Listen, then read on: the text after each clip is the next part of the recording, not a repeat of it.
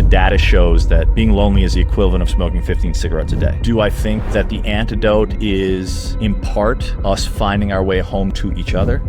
Yes, I do. I'm writing a book about loneliness, and it's the loneliest project I've ever done in my entire creative career. It's lonely because no one understands. That is now the true pandemic of our time, which is this pandemic of loneliness, of people who have lost their sense of rhythm with the collective. There is no drug, medicine, pharmaceutical intervention on the planet that can approximate what music did. It's my belief that if enough of us come into tune with each other, we can transcend any challenge.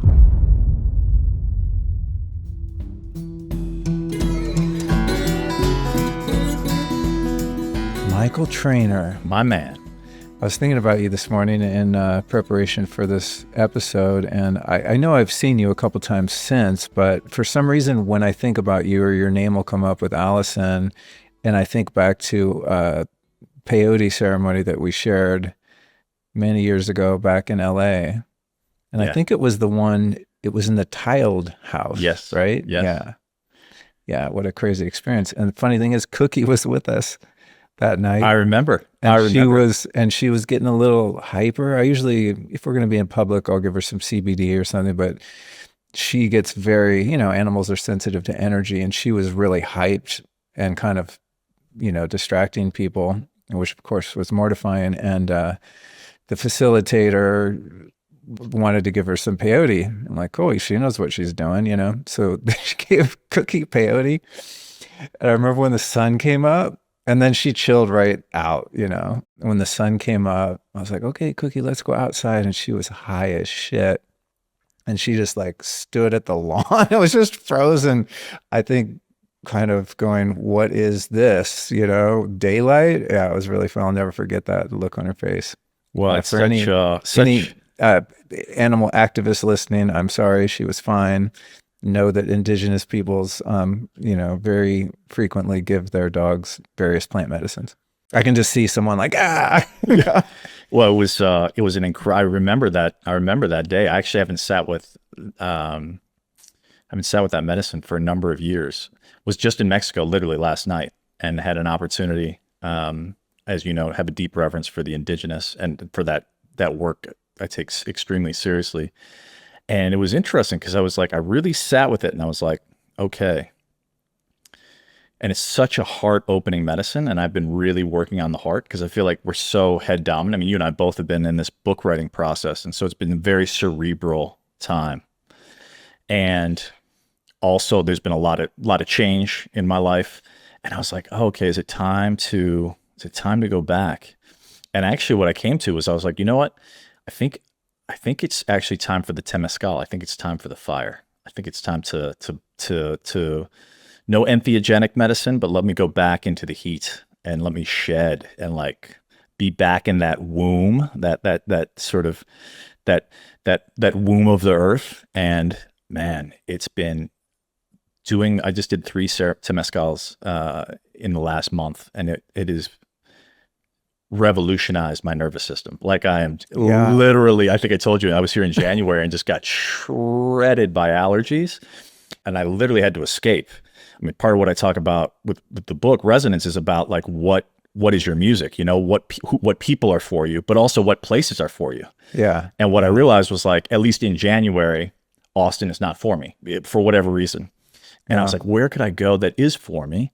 And I felt called to Mexico because I'd lived there during the pandemic, and it was so enlivening for me. And to go back into that place, which you and I have shared spaces like that, and to go back into, for me, to the jungle and just being back in the rhythm of seeing the stars at night and waking up and listening to the sound of the birds in the morning, which is probably what Cookie was doing on that magical morning, and going, back into these ancient technologies and these rituals and these rhythms honoring the earth, especially at this time, which is, as anyone listening can attest to, a pretty crazy time in our world. It was such a powerful medicine for me. But I was reflecting on that actually on the way over here. I was like, man, I remember Luke and I talking. I mean, it must have been 7 or 8 years ago. Because I remember you talking about delving into and I think it was actually an Aya ceremony, but it was because you were actually considering, because you were so earnest in your, which I really respected, in your sobriety journey, and you were like really in contemplation of like, okay, is this Yeah. in my own words, like am I breaking my path or whatever? Totally. And I remember us being Yeah. on the phone, and I was like, well, I'm not one to advise one way or the other, but what I would say is, and by the way, I, can totally understand moments of escaping reality, which I've also done in my life. But what you're talking about is not escaping. What you're talking about is confronting, and that's the Yeah. difference, right? Like of course, there's ecstasies, but like, a lot of people, I think, do quote unquote drugs because they want to escape their life, right? Whereas when you're doing medicine, at least held in the right container, in my way of thinking, you're doing work. Like you are, you're not. It's not a hunky dory fun. You're confronting your deepest and darkest truths, and tapping back into the more, and Yeah. and that's a Yeah. powerful experience. I always tell people, if you're looking to escape, psychedelics are a terrible way to do that. Exactly. Yeah, no. There are people that try. I mean, I've definitely, Yeah. especially in some of the places I've been lately, there's definitely a lot of charlatans, and a lot of people wearing the clothes of spirituality, and treating medicines like drugs, unfortunately. And for those listening, be very careful of fake shamans, because there are a lot of them out there, and they open doors they don't know how to close, and you do not want to be Yeah. in those environments. But if I you have agree. the opportunity to sit with, which you and I have, with the real people, it's in my experience, it's the most profound opportunity for confronting yourself, and also recognizing there is no true self that we have, and so what a gift. Yeah, it's funny. Going back to that time when we first met, yeah, I was in such a new rediscovery of the realm of psychedelics. I used to, with zero reverence and completely recklessly, did a lot of psychedelics when I was a teenager and into my 20s before I got sober. But I was just writing about that in my book, because one of the things that I'm talking about, and we're here to talk about your book, but one of the most fun chapters was kind of exploring the intersection of sobriety and psychedelics, right? Which, I know is starting to become a little more known, and people are pursuing that, in terms of research and things like that. But when I, left the reservation, so to speak, I was 20 years sober, and it was, I had to really, really reconcile that reality. And I sat on it for probably about a year. Yeah. It wasn't something that I did willy-nilly, but to your point of facing yourself, when I was writing about, I was kind of warning about some of the risks involved, which is the responsible thing to do, as you just did yourself. I told a couple stories about when psychedelics go wrong, Yeah. and I realized that when I was an addict, and psychedelics, acid and mushrooms specifically, there was no differentiation between LSD and crack, or mushrooms and heroin. Like, they were just all drugs that I used for the same purpose. But what I realized when I was writing about it is I could never not drink alcohol and smoke weed when I took psychedelics, because I would start to be confronted with too much truth and too much reality. And so I would always have to dim that light and just, I don't know what you'd call it, just get wasted on all of it kind of combined.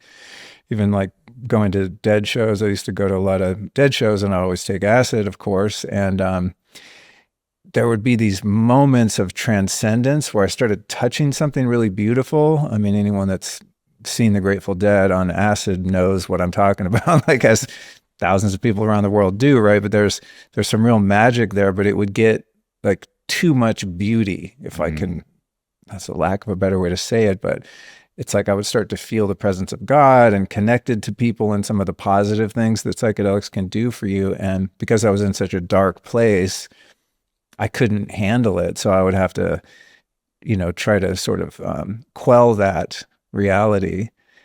And so I never really got the benefits of working with psychedelics, because I was using them, I don't know if there's a right way or a wrong way, but I was using them to try to escape. And it would just drive me deeper into myself, and things would come up that I wasn't willing or able to face. So I'd have to pour a lot of alcohol on it to calm that down. So by the time, I'm 20 years sober, going to an ayahuasca series of ayahuasca ceremonies, it was like a much different experience being stone cold sober for 20 years. And that medicine, as you know, man, it could be quite strong. And I'll never forget when it hit, dude. I'm sitting there. I'd had a little hape. I was just so centered, just my mind was so quiet. I was so still. And I was waiting for the second I felt a little something, and I remember I was like, okay, I'm feeling a little funny. My eyes are closed. I'm like, shit's looking a little bit weird. And it just hit like a ton of bricks. I mean, it was like, I think I feel something. Boom. I'm just like in it. And the most beautiful thing was I started thinking about my sobriety. I was like, fuck, what did I just do? Am I okay? And then I asked God, I guess, fuck, am I still sober? And this voice, as the voice is, it's kind of your own voice, but maybe from your soul or a higher place of wisdom. It said, you have never been more sober in your entire life as you are right now in this moment. And I got it. I knew what it meant exactly. And from that moment on, I was totally free, and I've been able to have many of those experiences and never been anywhere close to wanting to drink or do hard drugs or any substances with which I had a problem before.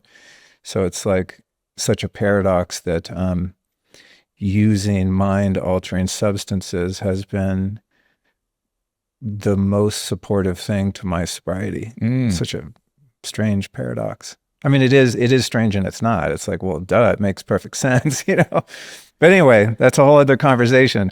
I want to ask you about, because when you reached out to me a few months ago or whenever that was, hey, let's do a podcast again. I just wrote a book about loneliness. And I was like, God damn it, I'm writing a book about loneliness, right? It wasn't like competitive, but I thought, oh man, I hope they're not the same, And then so I got the galley copy of yours and I was like, oh, whew. We took a different approach to this. And I'm really excited to read yours. I know we're like days away from having a physical copy here, and we'll put it in the show notes for people. Please buy his book, because we were just talking for about an hour, like how hard it is to write your own book and not use a ghostwriter. You'll find that at lukestory.com/trainer3, the number 3. But here's what I'll ask you. It struck me so many times in the past couple of years through this process, how the cosmic giggle and writing a book about loneliness, connection, separation, when actually doing that work is so solitary. Yeah. Right. It's like, you might have a meeting with an editor, or you might have a co-writer or something like that. But like when it comes down to the actual writing, you are freaking alone. Totally. And thankfully, as my wife, Allison, wrote a book. So we'd probably be divorced if that wasn't the case, because the shit she put up with, my process is like so intense. I mean, I shut my office door. I'm in there for 10, 12 hours. Like, sure. She comes in, I'm like, it's like, leave me alone. This is my process. But it's very lonely. To me, it was very lonely writing a book, because there's so much time spent alone, and I'm digging so deep. Mine is kind of memoir based, so I'm like reliving all these things in my past that are less than comfortable at times. But also just, it's lonely because no one understands. My friends are like, dude, aren't you done yet? Like, what's going? I'm like, you don't get it. It's like, I don't think people understand. I don't know, maybe if you did well in school and you're educated, it might be easier. I mean, I only finished 7th grade, so, I'm not being self-deprecating, but like, I'm not a scholarly kind of guy, you know what I mean? But it's like so difficult because no one understood like what I was doing and why it was taking so long. And I was like, this is so crazy. I'm writing a book about loneliness, and it's like the loneliest project I've ever done in my entire creative career. So what was it like for you writing a book about loneliness and connection in terms of just doing so much of it alone? Did you find that same irony? 100%. I mean, it's beautifully said, and it's totally true. For me, it was a ceremony in its own regard. It was a 6-year journey into, Joseph Campbell talks about, of course, the hero's journey, right? And there's always a descendance before the ultimate transcendence. And we see that in myth. And for me, writing a book was deeply confronting. I mean, you shared a little bit about your journey. For me, I mean, as a young boy, I was tracked. I went to a public school in Chicago, and I was tracked in like the learning disabled. I was like me, 3, 4 kids. And I remember walking by the smart kids, in the other room. And the irony is what they call as visual perceptual LD. It's actually my great gift, like my empathy, but in the system, it was tracked as a disability. And so part of the journey for me about writing a book was transcending that narrative. Yeah. My own, just a me versus me journey, right? Yeah, totally. And I had done plenty of, I did wind up doing very well in school and getting a Fulbright scholarship. I had accolades that sort of showed me that wasn't the case, but there's still, like, when you're imprinted at 6, 7, 8 years old, it has an effect. And so for me, it was absolutely lonely. And it was also confronting those moments of the deepest aspects of my loneliness so that I could be of service, right? Because, you mentioned ceremony when we started. And one of the things I like to share, the book is called Resonance, and it's about this notion of what is the music that wants to live in the space between people? And how do we become instruments for that song? And music is such a medicine for me, and I think for all of us, right? I mean, there's so many ways in which we don't fully understand the power of music, but my father, who had dementia, it's an incredible film for anyone listening, called Alive Inside. Watch it. It's one of the best films you'll ever see, but there's this one scene where there's this man who also has dementia. He's nonverbal. He hasn't spoken for years. He's left basically for dead in a nursing home. And another man takes the time to find out what his favorite songs were when he was a kid. And he creates a playlist. And there's a scene where he goes into this nursing home, and this man is in his wheelchair in the corner, left alone. Talk about loneliness. And he takes the playlist that he had put together for this man of his favorite songs, and he puts the headphones over this man's ears. Keep in mind, he hasn't spoken for years. I remember 1939. Chet starts to talk, starts to sing, is fully lucid. There is no drug, medicine, pharmaceutical intervention on the planet that can approximate what music did. And they did it time and again with elders with neurological conditions. And so I share that story because I saw that with my own father, and the way that we still found each other as he sort of sailed further from the shore with dementia was we would connect through music. And music was the way to, Ram Dass has that beautiful saying, we're all just walking each other home. Music to me is the great calling home. And so with the book, it was I had to touch the loneliness because I wanted to be in empathy and to be able to relate from a place of authenticity. I think there's so many people out there trying to teach things they've never actually experienced, and that's dangerous in my view. Whereas if you can talk humbly and authentically about your experience, and I've been deeply lonely in my life, deeply lonely. I talk in the book, there's a story, which I won't go into great detail here, but my first experience abroad, which is now one of my great passions, traveling. But I was 12 years old on a study abroad program, and I was jumped by a gang. So I was violently beaten by over 20 guys. And I developed what was called like an obsessive compulsive personality. And basically it was an anxiety disorder where I would ritualize my behavior to try to bring about a sense of safety in an now seemingly unsafe world. And the way that was approached at the time was, hey, you should take this medication. And I said, okay, well, I don't want to take medication for the rest of my life and just live in fear. Not to say that it's wrong, but that's not, I'd rather, what do I need to do to actually transcend this?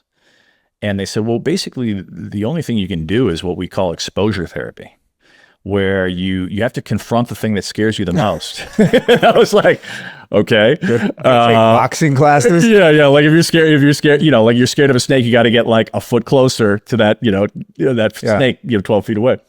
So not one for half measures. I was like, all right, I'm deeply scared of, and now have created this isolation, right? So like I went deep within and was extraordinarily lonely. And what they said was, you got to go as deep into your fear as possible. And so for me, I decided to travel as far from my reality as I possibly could. I grew up in Chicago, and I went and lived in the country of Sri Lanka, which I knew nothing about, but was at the time a country amidst civil war. But yet it was this deeply spiritual, one of the oldest living Buddhist civilizations on the planet, incredibly deep culture. And I went and lived there for 2 years at 18 years old, and wound up living with a 7th generation healer, and was invited. I mean, it was quite magical the way it unfolded. I was actually at an island my first day on the coast, and water's always held a deep meaning for me. And this beautiful young boy comes out of the ocean literally in front of me with a spear and a tiger octopus and goggles. Literally was like, I can see it clear as day. And he literally hands me the goggles. At this point, I've been living with a family for like 4 months in the mountains, so I spoke some Sinhala. And he invites me to swim out to this island. So I put these goggles on, and I'm swimming with this young man out to this island. And we get out to this island, and it was a study abroad program, so the other students had kind of taken a boat out.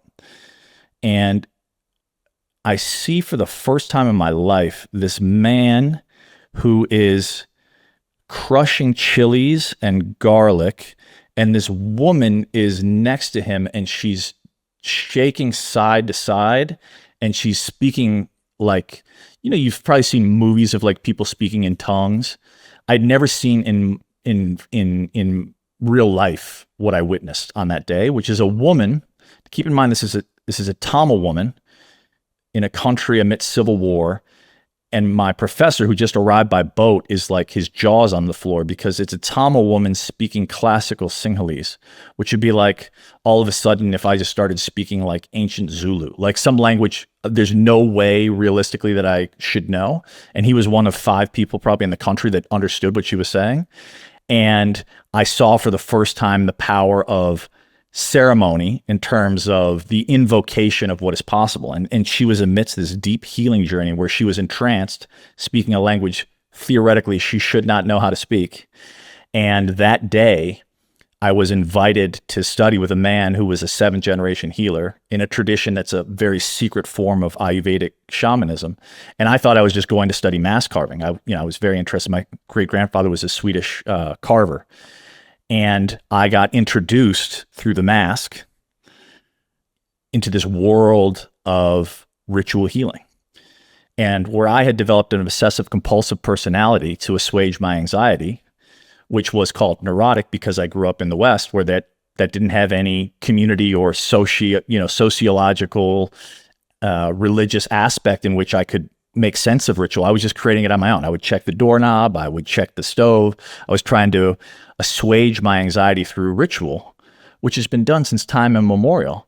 It's just now in the West, in this individual-centered society, I didn't have a place in which that could be expressed authentically and naturally. And here, confronting my fear by going as far away from my familiarity, as far away from my reality as possible, I then got invited into this truly magical. I still to this day am blown away because I've met people who have tried to find what I wound up studying, and they've lived in that area of the world for decades and they never found it. And they were like, how did you find it? And I was like, I didn't find it. It came to me. And basically in that culture, there was no word traditionally for privacy. There was no word for possession. So if I was like, Luke, could you pass me that glass? It would be, Luke, glass ikak dena puluwanda, which is, Luke, is there unto you a glass you can pass this way? So you don't own anything. Nothing is yours. And so that note, it was the first time I was introduced to a truly collectivist orientation, right? Which is so common amongst the indigenous.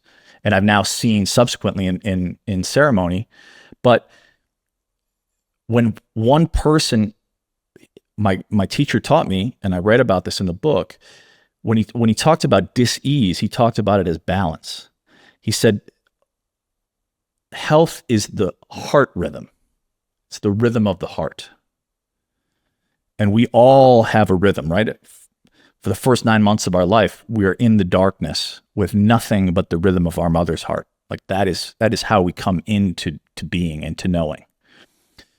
And the community shares a heart rhythm.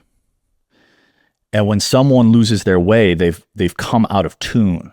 Just like a symphony, right? If a violin is out of tune, you can tell immediately. But when a symphony is totally in sync, when it's in resonance, it has profound capacity. The sum of the parts are exponential. It's something more. And he said, when someone falls out, he was basically like the SEAL Team 6 for like, if everything else has failed, like you bring this person here and we will literally create, and they would spend 2 weeks, they would create a whole palm fraud city. So if someone was deeply lonely, if they had lost their way, if they had fallen out of rhythm, they would put them in the center of the circle, and they would create all around them this elaborate palm fraud city with flower altars and fire walking. And from sunset to sunrise, they would be danced around. And slowly they would be brought back into rhythm with the heartbeat of the collective. Wow. And that was my introduction to, you are not alone. And not only that, like, we've got your back. And to be welcomed as an outsider into that sacred container, and to see the effect, to see someone who had fallen far from their way, fallen far from the rhythm, who had lost touch with that heartbeat, being brought back into the heartbeat and back into the collective. And in their worldview, it wasn't like, oh, that person's lost their way. You know, it was, I welcomed the Nokikoi Amazonian tribe to Venice, California. And they said, and it was their first time ever out of the Amazon. And they walk around, and as you know, having lived in LA, there's homeless and there's people on meth and all kinds of things. And the way they described it was powerful, because I asked them, what do you think about the homeless? And they don't have a concept of homeless, right? Because in a collectivist society, no one falls through the cracks. No one's allowed to lose themselves, to get lost in the loneliness. And they said, yeah, there are people here with their souls living outside of their body. And I thought that was such a powerful way to describe the social ill that is now, unfortunately, I think the true pandemic of our time, which is this pandemic of loneliness, of isolation, of people who have lost their sense of rhythm with the collective. And that is for sure, or was for sure, me. And in confronting the darkness and going as far from my reality into a country at war, ironically getting invited into this secret and sacred cultural tradition, I also transcended my own loneliness and was brought in and remembered my own rhythm, and was brought into a place where I felt a home that I never had known, you know, and my neuroses was gone. I mean, to this day, I'm no longer obsessive compulsive. I have no, pharmacological needs. Like there's no remnants of that. And I think sometimes I did some ceremonial work with another guy by the name of Martin Prechtel, who wrote a book called Secrets of the Talking Jaguar and Disobedience of the Daughter of the Sun. And it was during a dark night of the soul after a deep breakup. And he said to me something that was really beautiful. He said, and you'll appreciate this given your book, and I have a deep love of horses. The first thing when I came out of my trauma at 12 years old was I went to horses and did equine therapy. And that was, oh, really? Yeah, I read about it in the book. It was the heartbeat of the horse was actually my first medicine. But he said to me, pain is the horse that beauty rides. Ooh, pain is the horse that beauty rides. And I was deep in pain. So I was like, ooh, okay. That's good. Yeah, I sat with that, and I go back to that frequently. And he said that the shit you're going through, if you deal with it beautifully becomes the compost for your new garden, your next garden, you know? And I was going through this deep, dark period. And so those metaphors of like, okay, I'm riding the horse and then I'm sowing new seeds, I'm sowing new soil. And like the magic that happened. I mean, that retreat. I remember we went to make offerings after we'd done this collective work together. We literally did this incredible weekend where we built a house together. Talk about ending loneliness. Literally, all of us came together and built basically a structure, a home through ceremony. And we took parts of that home as spiritual offerings to make. And he suggested doing it where the river meets the ocean, which for me is a deeply meaningful place. And I went in Casper in Northern California. We were talking about Cali earlier. And I went at sunset to make my offering. And literally as I placed it and touched it on the ground, 2 sea lions, not a foot in front of me, came up and like literally greeted the house and then sank back into the ocean. And so it's like, you know, we talk about these things like synchronicities, but I feel like it was an introduction into the music and the music that wants to live and that's always present around us, you know, and especially for me in nature, to be able to go back, or in community, to be able to go back into these containers, these contexts where we're reminded of who we truly are. And then from that rested place, when we have our regulated nervous system, when we come to a place of offering, which is another integral aspect, as you know deeply, in ceremony, which I also talk about as a basis for kind of this journey home. But when we enter back into a place of being an offering, the way that the world comes to greet us, the way that the music starts to play with us, is truly beautiful. So thank you for indulging me in a few stories. But yeah, that was part of the journey. So cool. Where were you when you got beat up? In Spain. Yeah, in Spain, in the southern coast of Spain. It was my first experience ever leaving the country. And I just remember the last thing that my parents said as I got on the plane were, do not get any trouble. Things work differently over there. That's what they said. And my host brother literally had like something taken from him. And I just went up and was like, you know, wanted to have his back, because I was like, you know, I wasn't threatening. I was just like, what's going on? And the next thing I knew, I got a right hand to the jaw. And I had no idea that the guy he was talking to was like a gang member in town. And like, it wasn't just him. There was like 30 guys, like way older and way bigger. And it was a study abroad program. Literally the mother forbade me from even going to the school. Like, it was like serious. And yeah, so it was a pretty intense experience. And now, which I think is true for many of us, if we actually confront the things that scare us, or we confront our traumas, it can become the medicine for our lives, right? And now traveling is one of my great joys. But if I had stayed in that fear, yeah, I don't know where I'd be today.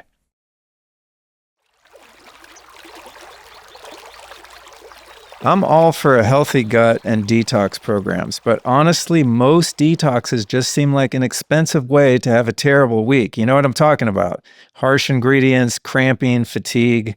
You're basically forcing your body to flush everything out, whether it's ready or not. Personally, that never made sense to me. Because let's face it, your poor gut is already dealing with enough. Pesticides, food additives, environmental toxins, all day, every day. So instead of forcing the detox process, I use something that actually works with my body. It's called Daily Gut Detox from Just Thrive. And it's one of the simplest, gentlest ways I know to keep my gut in a good place. It uses something called immunoglobulins, which bind like a magnet to toxins, microbes, and other irritants in your gut and help carry them right out of your body. So there's no harsh flushing, no crash, no feeling wrecked for days like you would on some of the other more aggressive detox programs. It's something you can take daily that keeps your gut clean and functioning the way it's supposed to. For me, that shows up as smoother digestion, better energy, and feeling more like myself on a day-to-day basis. So if you want to get your gut detox dialed in, here is what you do. Go to justthrivehealth.com/Luke and use the code Luke to get 20% off your order. So now, thanks to Just Thrive, you can stop punishing your body with harsh cleanses and start supporting it the way it was designed to work. Again, that link, which you'll also find clickable in the show description, is justthrivehealth.com/Luke, And that code is Luke. Beautiful. I like that idea of exposure therapy. I mean, obviously, everyone's got to find their own way with it. It's not something I'd be like, yeah, the thing you're traumatized about, walk into the middle of it. But yes, that's true. I've had many experiences where I've even revisited locations where, really traumatic things happen and gone back as an adult. And I think after spending so many years of just stuffing all of those memories and trying to run from them, when I started to address them, I was compelled to address them as head on as possible. Yeah. And sometimes just going back to a place that I would never even want to think about, let alone go there and go and just be in the space, just sit there and go, wow, how can I change my perspective of something that happened in the past by being a different person in the present? I think there's a lot of value in that, because otherwise it's like the pattern can't be undone. That's right.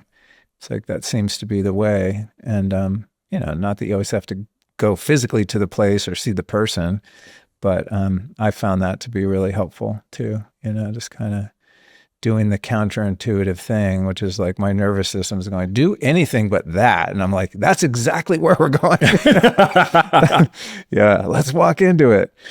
Something that I've found really interesting too in the process of trying to tackle such a massive problem that so many people face is that, the way I think about loneliness is kind of in two categories, and one would be more relational, interpersonal, and one would be just existential, feeling cut off from all that is, kind of disconnected from consciousness, or at least perceiving oneself to be. One thing that's been interesting for me is that as I've felt over the past many years, like more connected to God and feel a more consistent, I don't know, just felt sense that I'm part of something bigger. The impact of that has been that there are fewer people that I really relate to or feel called to spend, intimate quality time with. Totally. It's a very interesting paradox, right? It's like, I'm feeling much more connected to all that is, and just have a sense that with the timeless part of myself, right? Yes. And so that makes the world much less threatening and much less stressful, because it's like in the bufo space, for example, it's like you go there and it's like, oh, this is just nothing that I ever worry about is real, right? It's kind of like having an NDE or something, people come back from those often and they're just, so many of their fears are just dissolved by that experience. And so it's been interesting to me trying to acclimate to feeling more connected to God, but find that the road gets narrower and there are fewer people that I really feel drawn to in that way. So it's like I'm more lonely interpersonally, but less lonely existentially. Does that make sense? Beautifully said. I feel very similarly, like I think we were talking when I first walked in, I used to have, it's interesting because sometimes I'll actually get caught up because I'll think about, my friend Andrew, for example, was like, trainer, I'm every social gathering, I know I'm going to see you there, right? Like there was a period in my life, which was beautiful, where I found that medicine in lots of different people. And I was a man about town, mayor of Venice, whatever you want to call it, or that's what was said of me at the time. And I feel, I just came back from literally 40 days, which I do these 40-day kind of biblical retreats into natural places. I'm jealous, bro. Dude, I just literally was in the jungle. And I'm so starved for nature at the moment. So that's, to your point, that's where I feel most connected. But yet I wasn't like I was full monastic. I would definitely see people, but I was definitely not, wasn't like, surrounded by close friends. But the beauty of it is, and like you said, it feels maybe at times paradoxical, but I felt the least lonely I've felt in a long time. And I think part of it is also, and I talk about this concept of, basically the way I structure the book is twofold. First is about the first half is really about how do we come into right relationship with ourselves, right? Because so many of us are trying to go off and find our other half or find the person who completes us, right? Which is a fallacy in and of itself, right? But these Hollywood movies we've kind of been indoctrinated into, and it's like it's like a hungry ghost. We're looking for this something outside of ourselves to complete us, but we know that actually this is an internal job. But until we know what is our true north, until we know what it is that we're sailing towards, then oftentimes we're building relationships that aren't authentic to our vision and our values, right? And so those generally, when I lived in New York, I had so many party friends. I call them party friends, right? I had, it would seem like I was, Mr. Social. Also helped that I threw a large music festival, and there are a lot of people reaching out for tickets come September, which was beautiful, and I love that. But I also realized, God forbid, if I ever wound up in the hospital, or if I needed, I'm hiring movers, but if I needed help moving, if I needed things that weren't sexy to do, there were very few people that would show up for me, and that was a reckoning when I actually had to do an audit of my relationships. And a lot of great people, when it was fun, we were having a lot of fun together, but there was a moment, and I had a reckoning in my own life where I was like, okay, I'm on the circuit now. Like I'm in Tulum for New Year now, where it's January, I'm at Sundance, and then February I'm at Zona Mock, and I would see the same people in all these places, and it was it sounded to me at the time sexy, and I felt so alone in a way. And I think we're most alone when we're surrounded by people, but we don't feel an authentic connection to those people. Yeah, I think that's way more lonely, and we now it's especially insidious and especially dangerous because we have these digital approximations of what we think other people are experiencing, right? Which we've never had, right? Terence McKenna said the world has changed more since 1992 than it did in the previous 1,000 years, right? I mean, probably many thousands, many thousands of years, right? Yeah. So we're in this great experiment, right? And that's just talking about the internet, right? The advent of the internet, not even talking about artificial intelligence, right? So like we're moving in exponential ways that our biology is not accustomed to. And, the research shows basically that we regulate together. We aren't just like, it's not just the vibes of like people we're in relationship with. We become like the people we surround ourselves with. Biologically, psychologically, we literally regulate each other's nervous systems or dysregulate each other's nervous systems, right? So one of the things I talk about is this notion of dissonance. And like, yes, there's resonance, and resonance is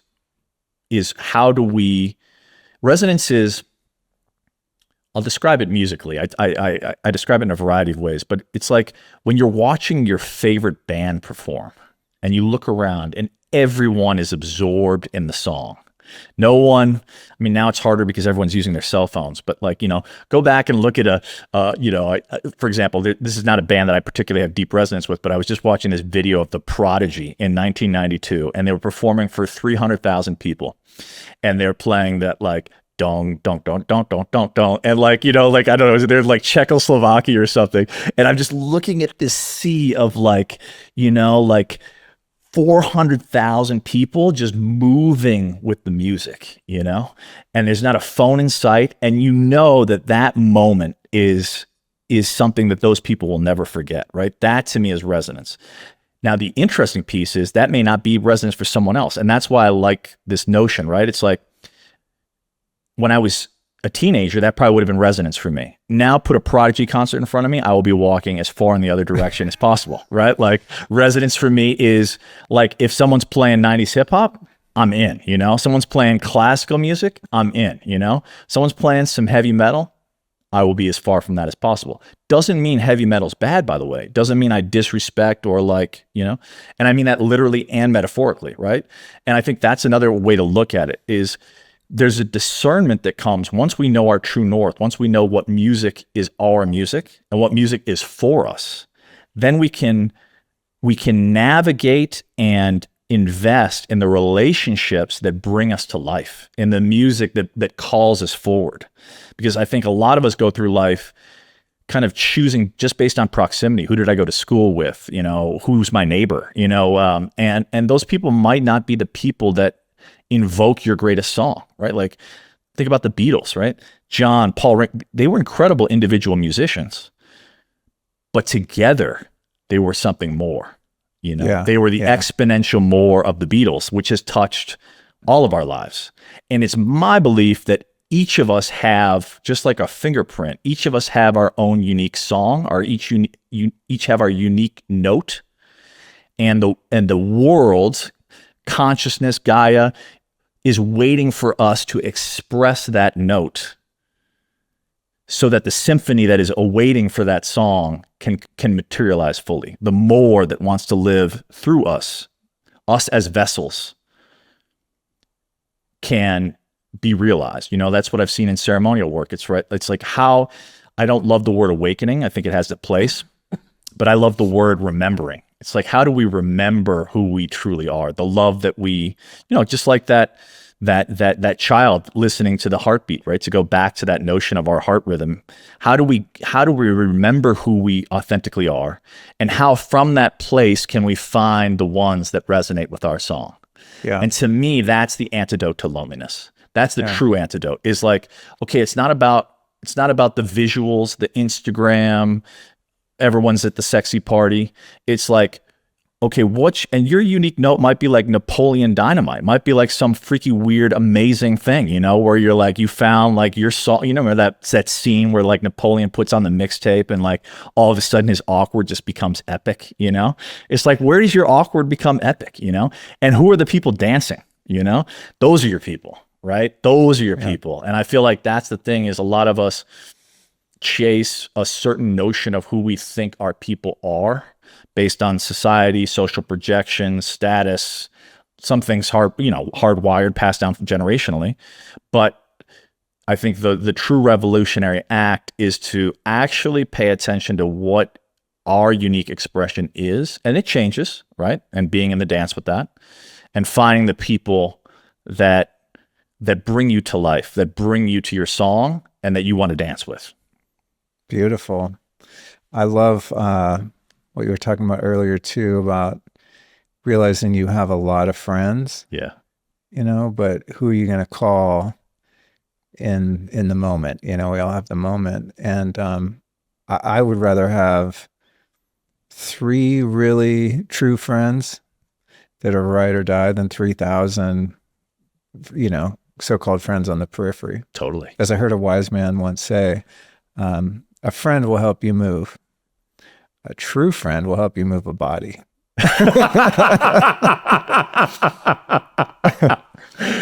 And a friend that makes you laugh is worth its weight in gold. That's another thing I'll say. Like, there's a lot of, and I know you have a lot of folks here also, and not to go too far afield, but when I think about authenticity, and I think there's a lot of inauthenticity in the world and in spiritual communities and whatnot, one thing I'll say is, who makes you laugh, and who can laugh at themselves, 100%. One of the things that my mom said to me is 100%. like, basically she's like, if you can't laugh at yourself, who can you laugh at? And, and that was when I had the honor to host His Holiness which was a spiritual lesson, because I was trying to make my dad proud, and I realized he would have been just as proud if I took him down the street for an ice cream. But needless to say, that was a whole other lesson. But the thing that I got from that was, the way that the Dalai Lama moved through space, acknowledging everyone and everything, like literally took a moment and was just like with the plant, and always smiling, and then making fun of himself and making like poking fun, like not actually like in a way that was hurtful to someone else, but like just that desire and wanting for other people to laugh and meet someone in laughter. To me, that's the real ones, are like the ones who are leading you to laughter. I talk about that a lot on the podcast when it comes to spiritual teachers, spiritual leaders. A huge red flag for me is a lack of humor. Totally. And maybe they might be great for someone else, but a red flag for me in terms of someone with whom I feel resonance. The the true teachers that I've had throughout my life have been hilarious and didn't take themselves seriously at all. Yep. You know, and I even had one of those teachers used to tell me, he said, man, watch out for people that don't have a sense of humor. They're dangerous. Totally. Dangerous. And he goes, yeah, they're unconscious. They're wrapped up in their head. Yeah. You know, they're so ego identified, and people that are ego identified are unconscious, you know? And so he said, be careful. And I never forgot that, but it's been true. And that to me is like always a great sign that someone is really tapped in. Totally. I mean, there's a moment to be serious, right? I mean, there's moments that require more reverence and all that, but I think it's a really great quality to be able to laugh at yourself. I like to do embarrassing shit on purpose that my ego hates, just to Totally. keep myself humble. Keep it in check. I did an episode here a couple months ago. I have this big CO2 suit. Yeah. You know, you wear this big, it's like a big inflatable wetsuit like Michelin Man, and you fill it up with CO2, and you know, it's got all these health benefits. It's very relaxing, but it's super embarrassing. Like I wouldn't want to be, I'm not on Instagram with that, you know? Right. And I felt like doing one, and I wanted to talk about it on the show. So Alice and I, we record an episode every month together, you know, just either an AMA or a chat. And I thought, you know what? The fact that I'm embarrassed that I get in that suit means that I need to do it. And so I sat right here and hosted, you know, did a whole episode in the blue suit. And it was so fun for me, you know, because I know, well, I don't know anything, but I would guess there would be certain people that might see a clip of that on Instagram, like this fucking guy, you know, like it's like I was getting a kick out of the fact that I was probably going to instigate a few people to like talk shit about me or judge me, right? Sure. And it's like, oh, that's actually really good, because the persona that they would be making fun of or talking shit about or judging is not who I am anyway, any more than the blue suit is who I am, right? Totally. So it's like, oh, cool. I can actually use that as a way to get some separation between who and what I really am and the thing that I project out into the world as my personality that they call Luke's story. So I like doing things like that are just ridiculous, that are uncomfortable, but not so uncomfortable that they're like traumatizing. You know Right, what I mean? right. I'm not going to walk through an airport naked or something, right? But like silly things like that, I think are useful and kind of keep me down to earth. I think to me, that's a great signal of the real ones.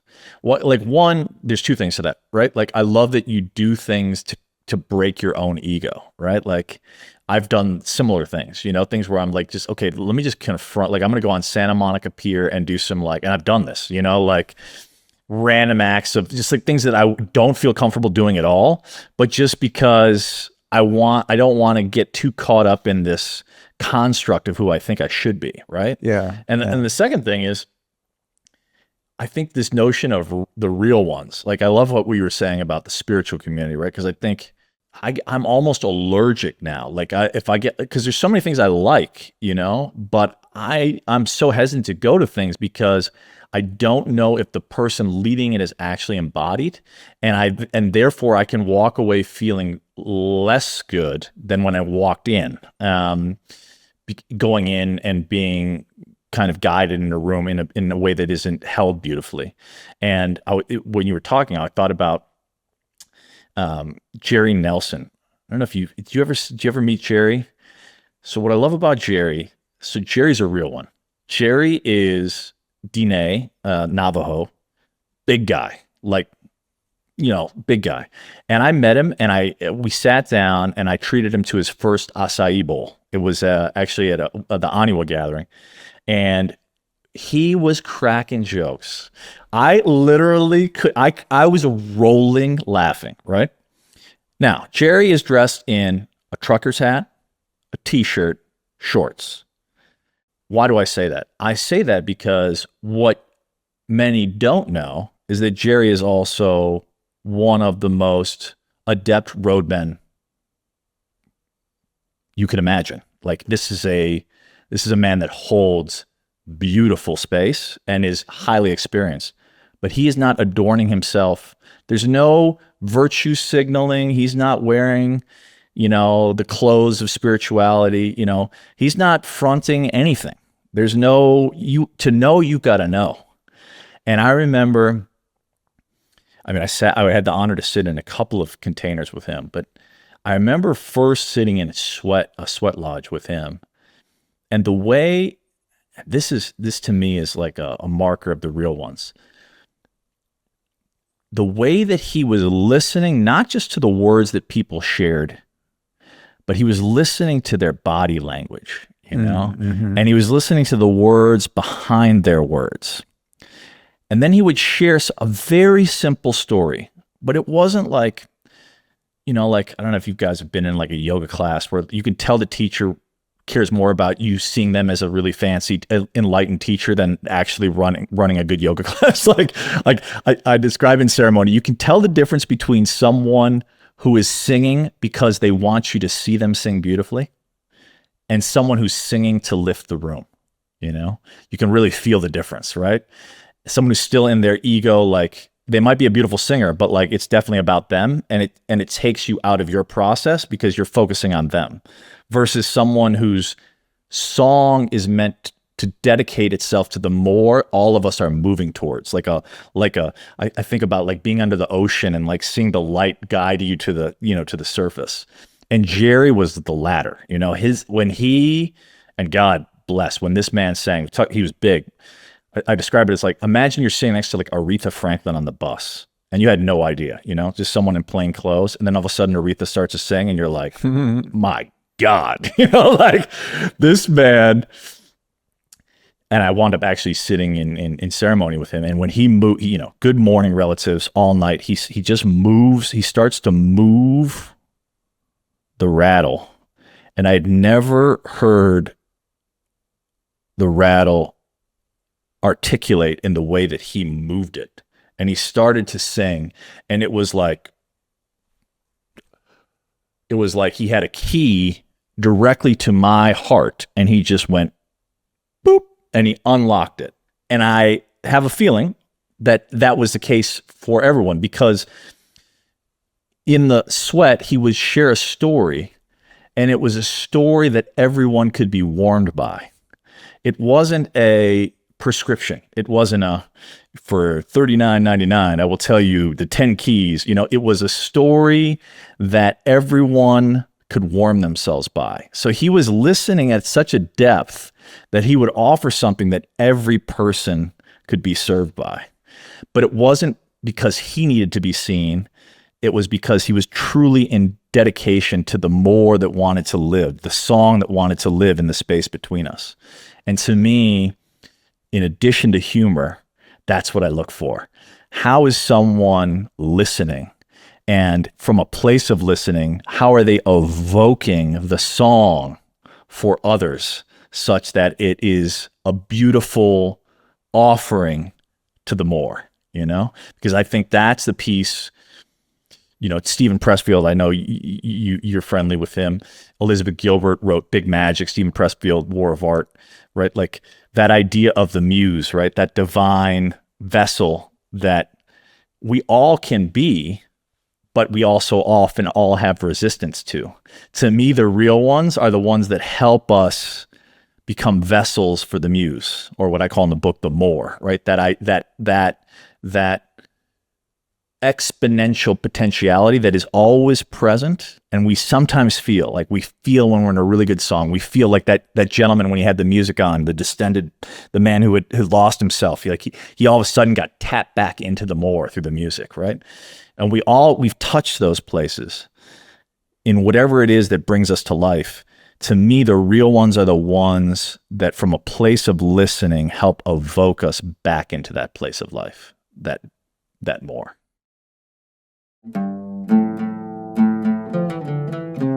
I like being social as much as the next guy. I just don't like being sloppy. And if you've ever woken up after a night out feeling foggy, dehydrated, and off your game, you know exactly what I'm talking about. For me, that trade-off stopped making sense a long time ago. I still love the ritual, though. Chilling with friends, having something in your hand, that moment where the day winds down and conversation and connection open up. And that's why lately I've been obsessed with Vesper from Peak. This is a non-alcoholic drink made with herbs and plant extracts that help you relax without losing your edge. I've been drinking it at dinners and evening hangouts, and what I notice is I feel relaxed, open, and present, but still very sharp. No blurred vision, no slurring, no waking up wondering what happened the night before. It's built with things like lemon balm and tart cherry to help your body unwind, plus Damiana and gentian root for that subtle lift, so you feel good but not sedated. And the best part? Well, you wake up clear, like your brain actually belongs to you and not the night before. So, my lifestylist friends out there, if you want to be social without sacrificing your edge, Vesper is the move. To get your hands on some, here's what you do. Go to peaklife.com/Luke. That's PIQELIFE. Peaklife.com/Luke to save 20%. Drink like you've got somewhere to be tomorrow, because you probably do. That's peaklife.com/Luke. Beautiful. I remember some years ago, your dad passed. Yeah. Right? And I remember when that happened, and you were real tight with him, right? Very. Yeah. I remember when that happened and just going like, oh man, I can't imagine. And then, as life does, it ended up happening for me last year, in a very different way, because, your dad had a decline over a period of time, right? So you kind of saw the writing on the wall in a way, and mine was just totally healthy, chilling, just boom, gone, like that. But one thing I've noticed in relation to, our overarching topic of loneliness, separation, connection, all those things, is when he died, and we were really close, we went through a lot of shit when I was a kid, when he was much less conscious, but he had a lot of work on himself, and so did I. So we were able to kind of build a new relationship when I was an adult. But after he died, it's like the world was a different place. Yes. It is a different place, right? It's something that I never would have. You could have explained it to me 1,000 ways, and there's no way I would have understood it, because it's a subtle thing. But just, looking out the window right now at those trees, it's like, that's my view of the world out there. It's just, those are different trees. Yeah. It's a different world. And there's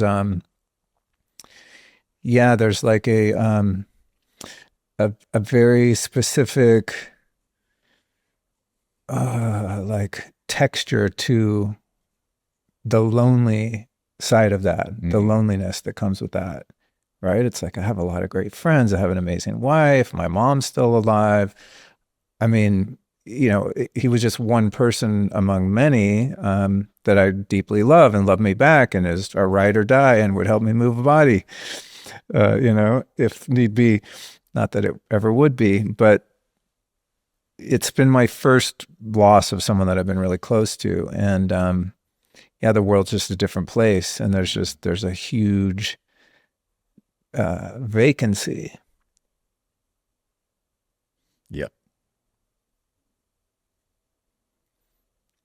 So I was hoping to get through that without breaking down too much. Be with it. I'm here with you. No, because I cry on the show all the time if I feel, but sometimes like we got stuff to do. Nothing, in my opinion, nothing more important than feeling that, man. In my opinion, first of all, just thank you for sharing, and deep empathy. And I'm actually really glad that you said it the way that you did, because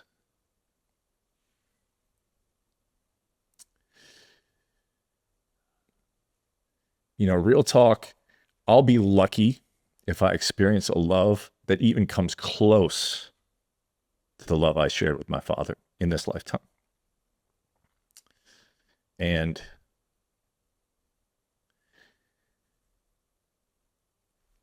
I think that to me has been the closest, that in nature, the closest approximation of the more, like that opposite of loneliness.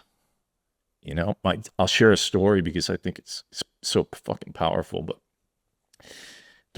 part of the reason I love my dad to the way that I do, and I can kind of share it in a way that is approachable for other people, is my dad in his entire life never heard "I love you" from his own father.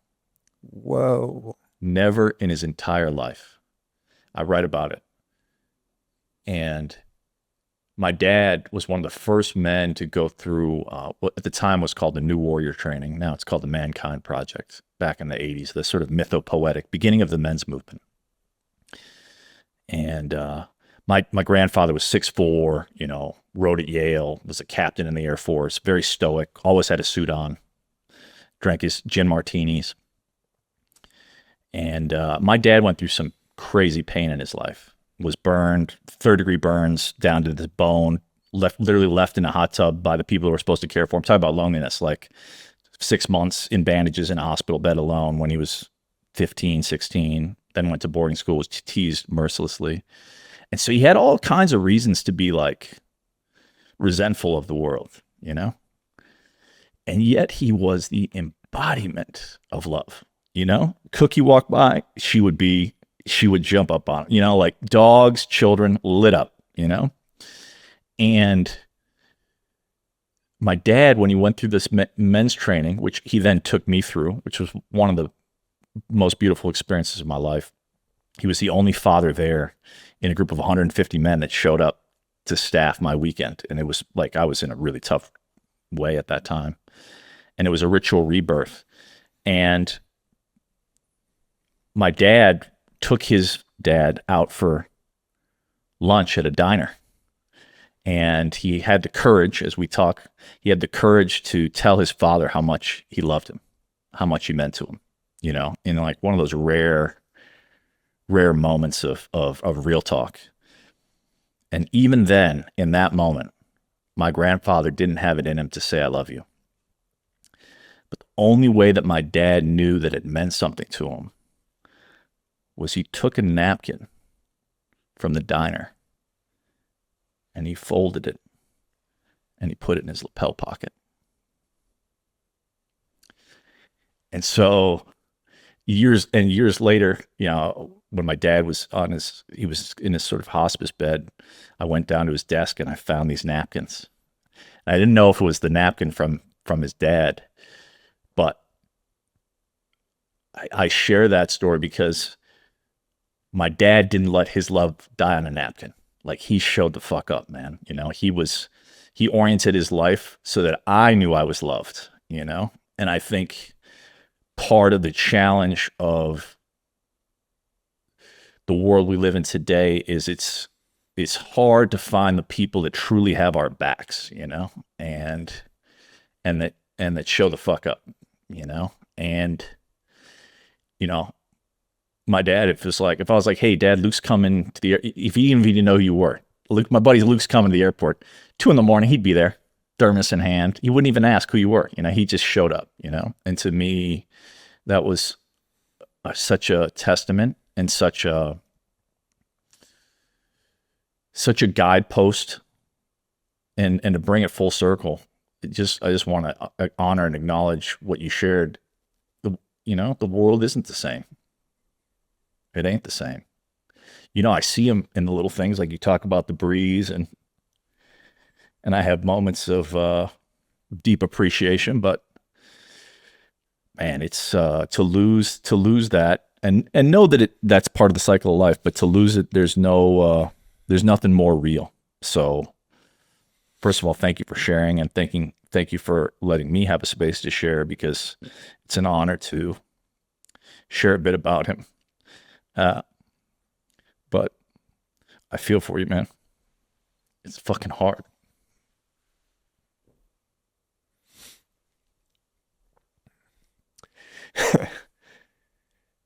Let's call it a wrap. No, I'm just kidding. An interesting, it's funny. Tell me the quote again about the horse is... Pain is the horse that beauty rides. Yeah. Pain is the horse that beauty rides. I wish I would have thought of that. It would have been a great thing to put in the book. Yeah. But I had a similar, I never remember exactly how it goes, but as I was starting to work with the grief around the loss of my dad, and I mean, I've experienced a lot of grief, like all of us have in life, right? I mean, there's suffering involved in this experience, but I've never experienced the grief of a loss like that, right? And so I've just had to learn how to do it in real time. And I came up with a metaphor one day. It just kind of hit me. I don't remember exactly how it went, but something to the effect of, grief is like, it's like a dance partner, Yeah. right? And it decides when it wants to dance. Mm-hmm. And it's up to me whether or not I want to take its hand and get on the floor, kind of thing, And so it's been, even just in the moment when I brought up my dad, I mean, I wasn't feeling emotional about it or connected to that loss or anything, but it's like, it seems like when grief is given the space and allowed to express, it really is on its own schedule. you know, it happens at the most random times when I'm not expecting it at all. It happened the other morning, I mean, I think there's the waves, right, of after a loss like that. I mean, I had to show up to the hospital and there was like logistical shit that, I mean, had to show up and be an adult and kind of handle some things, right? And through that, there were waves of grief. And then, of course, in the days immediately after that, but then it's a funny thing because you feel like, okay, I had a few good cries, right? And you feel like, all right, I think I'm on the other side of this. And then life starts to kind of normalize. There's still, the world's different, as I was describing earlier. I mean, it's different, but you kind of pull yourself up and you get on with life and do what you're meant to do. It's so funny to me that, that particular color, texture of feeling, I think there's just an endless reservoir of it back there somewhere. Oh yeah. Right? There is. I'm just like, in 20 years, am I going to be sitting and talk to someone like you and get hit like that? Yes. Again? God willing. Yes. It's so interesting. So I've been learning a lot about grief just from that. And I think the thing I've learned is it's on its own schedule. You know what I mean? Even in the beginning, I kind of did some exposure therapy. I mean, I watched like a 2-hour interview. I interviewed him on video years ago. Thank God. I ended up putting it out as a podcast because every year I meant to go record a real podcast with him, and I just, I kind of want to bring my camera this time. For whatever reason, it just didn't work out. I was like, oh, I do have that one video. It wasn't really like an interview, but he just told me his life story basically. And I sat and watched that and just bawled, and I would look at photos and I would just force myself to face it, thinking that if I just face this head on, I'll get through and I'll get to the bottom of the stack of grief, right? Yeah. No. Because now I find myself, I think, I still have, it's been over a year now, I pinned a couple, dedication posts to my top of my Instagram feed. And I notice myself which I rarely look at my Instagram because someone else does it for me, thank God. But I'll see those and I kind of skip past it. If I'm looking, I'll look like, oh, what podcast came out today? Oh, cool. And then I see those photos of my dad. I'm just like, not right now. So even knowing that walking through something and just braving whatever feelings might come up is the way through it, I also know that based on my experience so far, that it wouldn't matter how many times I look at his photos or watch videos of him and think I've cried it all out. In 5 years, I'll just be walking through the kitchen and boom, grief's like, hey, want to dance? Yep. And it's like, am I willing to continue to dance with it? Even though I don't know when the song is going to end and feel pretty certain that the song probably never will end. It's kind of just playing in the background, waiting for me to engage with it, Beautifully said. And I think it's the thing that's probably talked about the least that has one of the most exponential impacts on all of our lives and is the antidote to loneliness, ironically, right? Is how do we actually honor grief and how do we stay present to it? I totally relate to what you're saying in terms of like, oh, okay, this popped up. I have the same pinned at the very top of my feed is a picture of me and my dad. Like this moment when he was diagnosed, he had been battling cancer when I was hosting the Global Citizen Festival. And then when he got diagnosed with dementia, somehow the dementia felt even more like it was uncurable. And so I was like, you know what, let me take him on a trip. And that's actually one of the things I write about in the book is this notion of a relational bucket list. And I think to me, the wealth in life is what are the quality experiences you share with the people you love? You know, that is wealth, right? And to me, the best thing I've ever done in my life was taking my dad on that trip, you know? For 10 days, you know, I drove him from the Indian Ocean. Yeah, I took him to South Africa. I surprised him. Wow. Yeah, I mean, he was so humble. I said, Dad, anywhere in the world you want to go, I'm going to take you, you know? And he was so humble. He would never be like, take me for an ice cream. And he would have been totally happy if I took him for an ice cream down the street like that. He didn't have, you know, he had no expectations. So I knew he loved history, and I knew he loved nature. And a friend of mine at the time was actually the head of wine, the wine industry for South Africa and the U.S. And so she had seen what was happening in terms of what I was doing with my dad, and she was like, because I put up literally on social media, I was like, if you could go anywhere in the world where and take someone you love, where would you go and why? And got some incredible recommendations. But it was a woman I'd literally gone on one date with 6 months ago. Beautiful, but like nothing happened because she was leaving the country. And we got together for lunch, and she was like, what do you think about South Africa? And I was like, I love South Africa. I was there for the World Cup. She was like, well, you know what? There's some people I know there that owe me some favors, and I see what you're doing with your dad. I'd love to reach out on your behalf if you're okay with that. And I was like, yeah, I mean, that sounds great. And Luke, when I say like, and I think that's the thing, right? When we talk about like the universe kind of rising up, especially in moments where it's like, it's your true authentic note. Like this could not have been truer for me in terms of the purity of my song.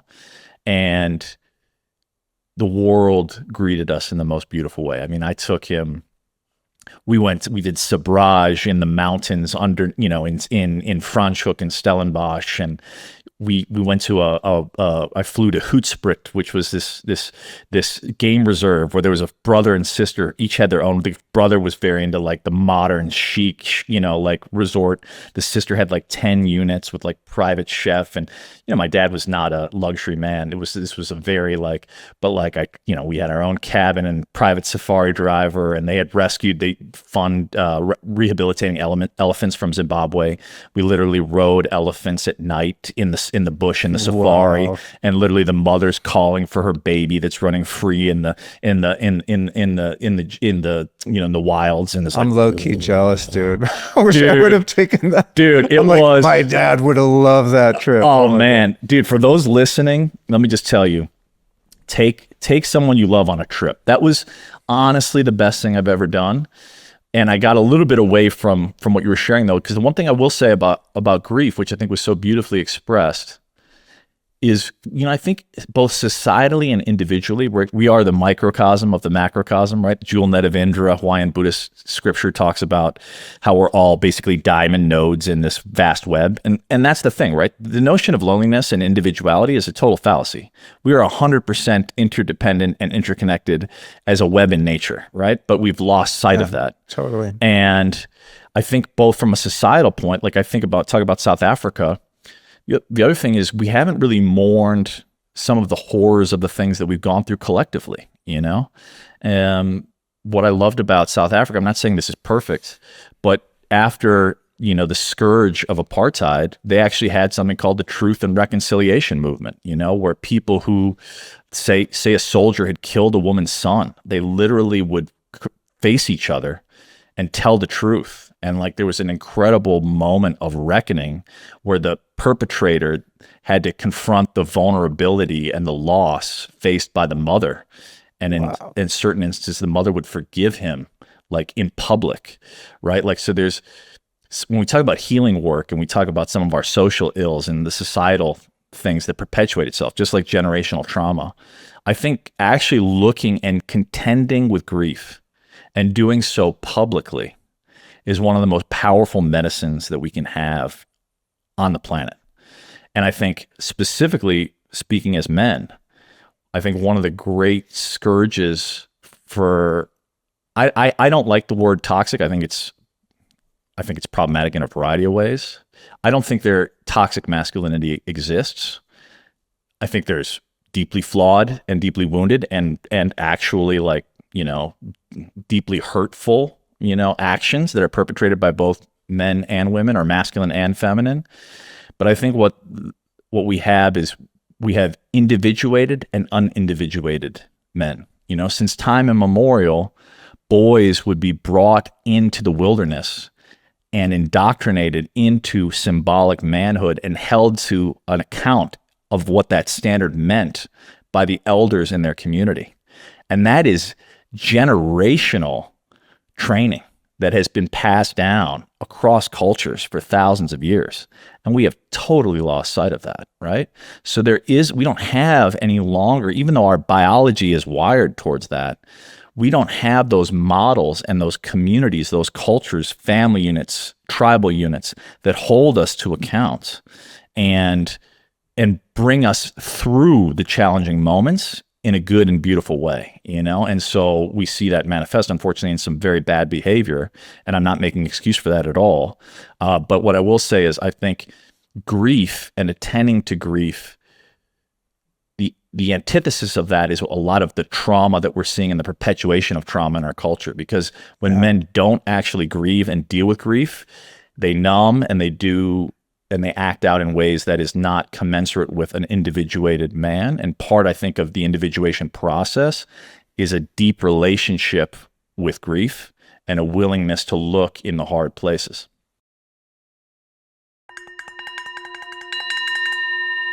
All right, you guys, I don't love the term biohacker, but let's say I've been in the health optimization game for a minute. I'm basically obsessed with solutions to what ails us. So supplements, cold plunges, red light, all the things, right? But if you're not managing the energetic field in which you live, even the best inputs like those don't land the way you think they do. Because unfortunately, these days our bodies are constantly interacting with Wi-Fi, Bluetooth, cell towers, an invisible load your nervous system has to process 24/7. This is why you can be doing everything right and still feel a little off. And that's exactly what got me into Lila Quantum Tech. It's a suite of products designed to support your biofield and help your body stay resilient to EMF stress. At home, I use their Quantum Block to harmonize the environment here in my office studio and support a more coherent signal all around me. Then when I leave the compound here, I wear the Heal 360 capsule. It's got quantum charged titanium spheres inside it, so it helps take the edge off that constant background noise when I'm out in the world. And when the exposure peaks, times like air travel, traffic, and so on, they've got EMF blocking clothing that blocks against 99% of measurable wireless radiation. This line of clothing is clutch when you're walking into a high EMF environment. To get yourself dialed in with all that stuff, here's what you do. Go to lukestory.com/LilaQ and use the code Luke10 for 10% off your first order. That's lukestory.com/LEELAQ. Because the real upgrade isn't doing tons more supplements and saunas and all the things. It's about protecting the field in which you live and thrive. Again, that link is lukestory.com/LilaQ and the code is Luke10.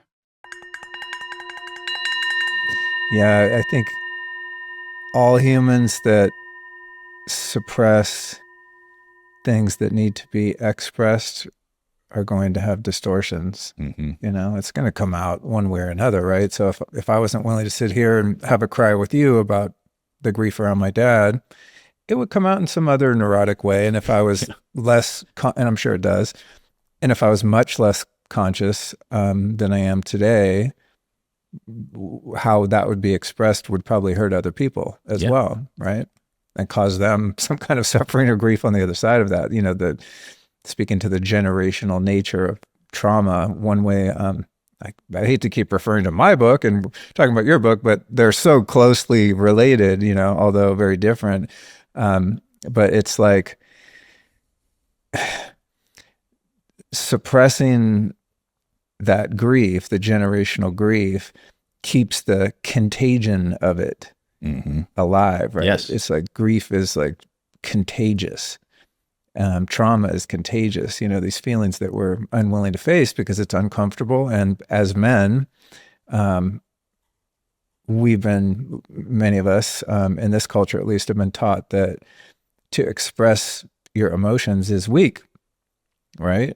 When the funny thing is, it's the most brave thing you can possibly do. Totally. Especially doing it in the face of all that conditioning, you know, generations of conditioning, which I was conditioned with as a kid by my dad before he was, you know, did healing on himself. I mean, he would berate me and call me names and all kinds of things when I would cry. I was a super sensitive kid.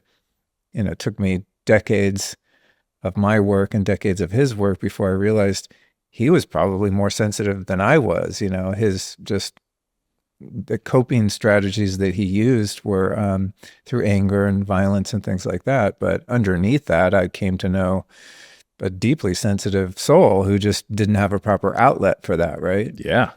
And so he was destructive toward other people, and I turned mine mostly inward through addiction and just destroyed myself.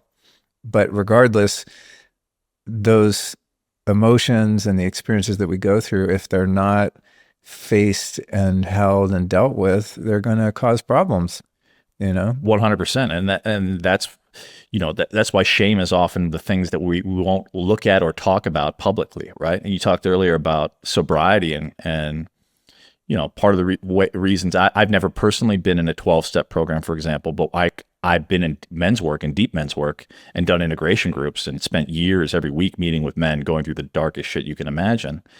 And part of that is just bearing witness to another human and the full expression of all that entails. I mean, from what I've seen from the 12-step programs, a lot of it is bearing witness and people actually expressing totally the shit, Well, it's funny, earlier when you were talking about the Sri Lankan traditions that you were around, and how, bringing that person who's kind of lost touch with themselves and lost touch with the song, right, with the music, bringing them back into tune. Something that came to mind I meant to mention earlier is that's the exact phenomena that takes place in 12-step groups. Yeah. Which is just, it happened to me. So I don't know that I'd never took it for granted, but I didn't see how miraculous that is until many years in various programs myself. But you see someone who's, a deficit to society, harming themselves, harming other people, in and out of jail, mental institutions, living on the streets and so on. One thing changes. They walk into a dingy ass church basement and they hang around there for a few nights and a few nights more, and they come back there every day for the free donuts and maybe the shitty coffee at first, right? Sure. And then next thing you know, fast forward 6 months later, they have a job, they're reconciled, with their family, they're a productive member of society, they're completely transformed. What? What did that? And it's the collective power of unconditional love. When unity, I mean, you can have unity around a lot of things that aren't necessarily positive, but unity with unconditional love, it performs miracles. It's like not an exaggeration to say it's a miracle. And, obviously this didn't originate in the 12 steps, but in our culture, I think that's one of the last refuge, for that, right? Unless you're fortunate as we are and you stumbled into some different, indigenous cultures and ceremonial work and things like that, where those traditions have been kept alive, rites of passage and being seen and witnessed in your truth and people truly holding unconditionally loving space for you. But I think because I'm so used to it now, whether it was through 12-step groups or other work that I've done, I just think, well, yeah, everyone can do this if they want to. It's like, oh no, this was probably like less than 1% of the population, at least in this country, has access to that kind of love and support, right? And it's a revolutionary act for many, because so much of what the majority of people are exposed to and have access to, or at least that is vying for their attention, is antithetical to what we're talking about, right? Like when you think about like YouTube, manfluencers and, the people who have the largest megaphones and have an agenda that is often self-serving and are celebrated by an algorithm that is all about polarity and polarization. And, the more out there you are, the more outrageous, right? So that's now training our nervous systems, right? In all kinds of ways, right? Like in terms of preferences, behaviors, right? All of that is being trained in this radical experimentation that we're engaging in 21st century living, in terms of, our nervous systems as tribal cultures, we've never been presented with all of the trials and tribulations of all the humans on the planet every day if you choose to tap in, right? Like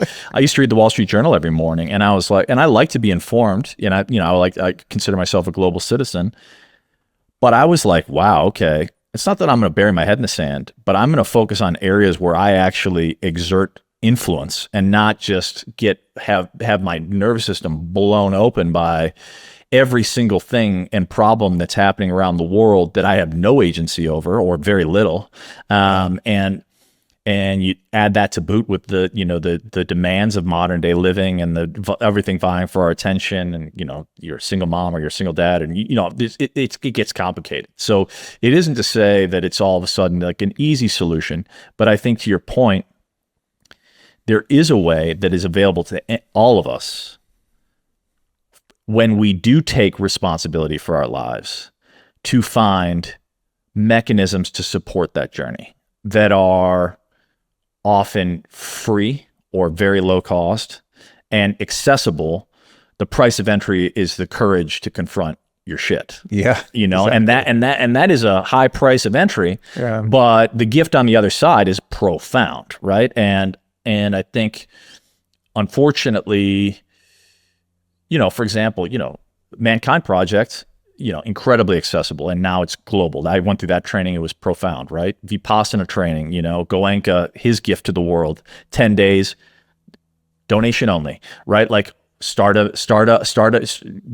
get 4 or 5 guys together and start a men's group, and read 12 steps too. 12 steps. Yep. Exactly. So there are no dues or fees. Exactly. Crazy. Which is incredible. So I feel like there's so many tools out there, it's wild that we have, while there's dangers to it, we also have, I grew up going to the library. I still remember the Dewey Decimal System. Like, back in the day, we have more information than presidents had 20 years ago in the palm of our hand. So I think that there are opportunities, but it is incumbent upon us both culturally and individually. I think one of the best things that we can do is have peers that we're committed to, like you said, even if that's 2 or 3 people, right? That you're like, these are my true people, and I'm deeply invested in their success. And for me, I've been thinking about that a lot. I'm like, okay, because I was thinking about, my next birthday. I was like, what do I want to do? How do I want to celebrate? I was like, you know what? I think I'm going to reach out to like the 2, 3 people that mean the most to me, and I'm probably going to go off and do like, even though I thought I wanted to do like a big celebration, I was like, I might do like a something that's just me, but I'm going to ask for letters. And I thought it was very vulnerable, because this would be something like, if I had a partner, ideally she would reach out to my friends for me. But I was like, you know what? If God forbid there was ever a fire, the first thing I would take would be my handwritten letters, and my journals, and just ask those 2, 3 people to reflect on our friendship. And that to me would be the greatest gift, And I feel like it's one of the things I talk about in the book is, I have a practice, which I've actually gotten out of, I'm about to recommit to, where I do, like, as part of my morning routine, I'll reach out to 3 people randomly, and I'll just send an unsolicited voice note, or I'll write them a letter in the mail. I go where like it's not crowded, like it's not an email, it's like, I'm going to send a voice note, and I explicitly say no need to respond. Like, it's meant to just be, and it's not on their birthdays. It's like, I just take 30 seconds to tell them something. It's like the art of acknowledgement, to acknowledge them, like, I'll give an example. Luke, I want to acknowledge you for the way that you show up, the way that you care deeply for other people, the way that you are a stand in your conviction for the well-being of others, and your courage in being willing to share your authentic viewpoint in a way that you believe will serve others to the highest degree. I also want to acknowledge you for the deep work that you've done on yourself to transcend your own dark night of the soul and enter into a place where you can be not only of service to others, but have called in a beautiful, profound, loving partnership, something I still look to do in this life, and have created a life to be admired by others. I think that is a lighthouse in a world that is often dark.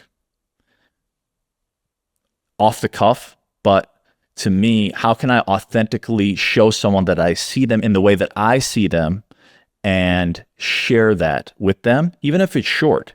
And then in that, obviously this was face to face, but in the context, I'll then say, hey, no need to respond. Just wanted you to know I was thinking of you. And I leave that. And I do that as like a morning practice, just to practice. Epic. Yeah, just to practice. It's a resonance practice. I do it as like because one of the core tenets of and I have a sort of a 7-stage principle sort of methodology, but one is being an offering, right? So how, instead of, traditionally we've been taught to extract, right? Like what's in it for me, right? Like networking was like, okay, let me look at your name tag, see how you can help me, and like let me look over your let me look over your shoulder and see if there's someone more important, right? Like it's so backwards, right? But I think resonance comes from how can I authentically see you, be an offering to you, and have no expectation of anything in return. That doesn't mean, in the course of a relationship, like you don't ever have like in this context, we've been friends for almost a decade, right? I have a book coming out. You were gracious to have me on. It's not to say like, and I would happily have you on when it's not to say you don't do things for each other, but it's not like, oh, I'm only going to talk with this person because I think it's X, Y, Z, right? It's like the transactional nature of the relationship is secondary to the authentic connection. That's exactly right. And also recognizing, by the way, that sometimes your offerings won't, like, how do I put this? Reciprocity may not come from that relationship, and that's okay, right? I talk about this notion of batteries and black holes. So, traditionally we have this concept of givers and takers, but I think it's a little bit backwards. It's helpful, but I think a giver can still be an energetic black hole. So for example, someone might be very generous. For example, like someone might be very financially generous. Like they like to pick up the bill when you're at lunch, etc. But they're doing it because they want you to owe them, and they want to manipulate you, right? Like to me, that's an energetic black hole. Whereas you might have another friend, for example, who's broke, like can never pick up the tab, but would be the first person to help you move, right? Sends you incredible voice notes, makes you laugh all the time. Like, would you be the first person to show up with a pizza if you were, God forbid, something happened to you, right? That's a battery, right? So to me, it's like, okay, who are the batteries in my life? Like, and that's based on how you feel. Like, how do I feel when I'm around this person? And how do I double down and invest in the batteries in life and manage and own boundaries around the black holes? And I think that's another kind of core tenet that I talk about in the book is like, how do you actually cultivate the garden of your relationships from a place of being an offering and knowing that those seeds will flourish, but it may not be in the traditional context of transactional relationship. Yeah. It's more like you're moving through the world as an offering, and from that place, the world will come up to greet you. The more is you are an instrument, and if you're playing in tune, then the music will play beautifully.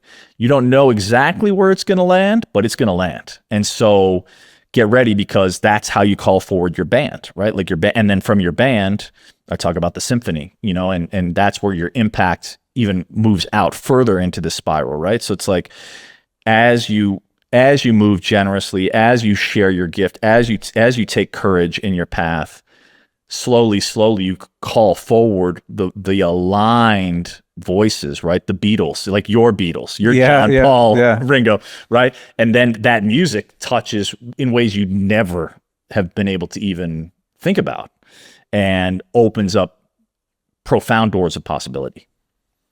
We all need a rhythm section. Yes, definitely. That's your bare minimum. That's 100% true. 100%. You got your rhythm section, then throw some horns over there in the periphery, to add to the soundscape. But yeah, I really I love the way you frame all these ideas. It's funny because this is the stuff I've been just buried in, immersed in, maybe is a better word, for the past couple of years myself. And it's funny because I think, oh man, that's really cool. I never thought about it that way. Just when I think I've thought about this particular human issue, from every angle. That's really beautiful. One thing that we do share is noticing how you feel after you've been in someone's presence. I have a little bit in my book about, coherence and resonance and these things. And that was one of the things that I highlighted, was just, how do you feel? Totally. And going back to earlier in our conversation, as we get, as we work on healing ourselves and become more conscious and whole within ourselves, the road does get a bit narrower, like in terms of who's going to be in your band and who's the rhythm section. Yeah. But not out of a place of exclusivity, just from a place of very simply, how do I feel when I'm around someone, and do I feel uplifted or drained after our interaction is complete? Totally. And you really only need a couple of few people that really light you up and leave you feeling inspired and empowered. And to me, I don't know, it's like, I think I just, getting older maybe is part of it, but I just value my time so much more than I ever have. And I value myself and love myself more than I ever have. And there's a lot of work to do there still. Probably it's a lifetime. Maybe a never ending job, to me, it seems like that's kind of the whole point of this game, is learning how to love yourself ultimately.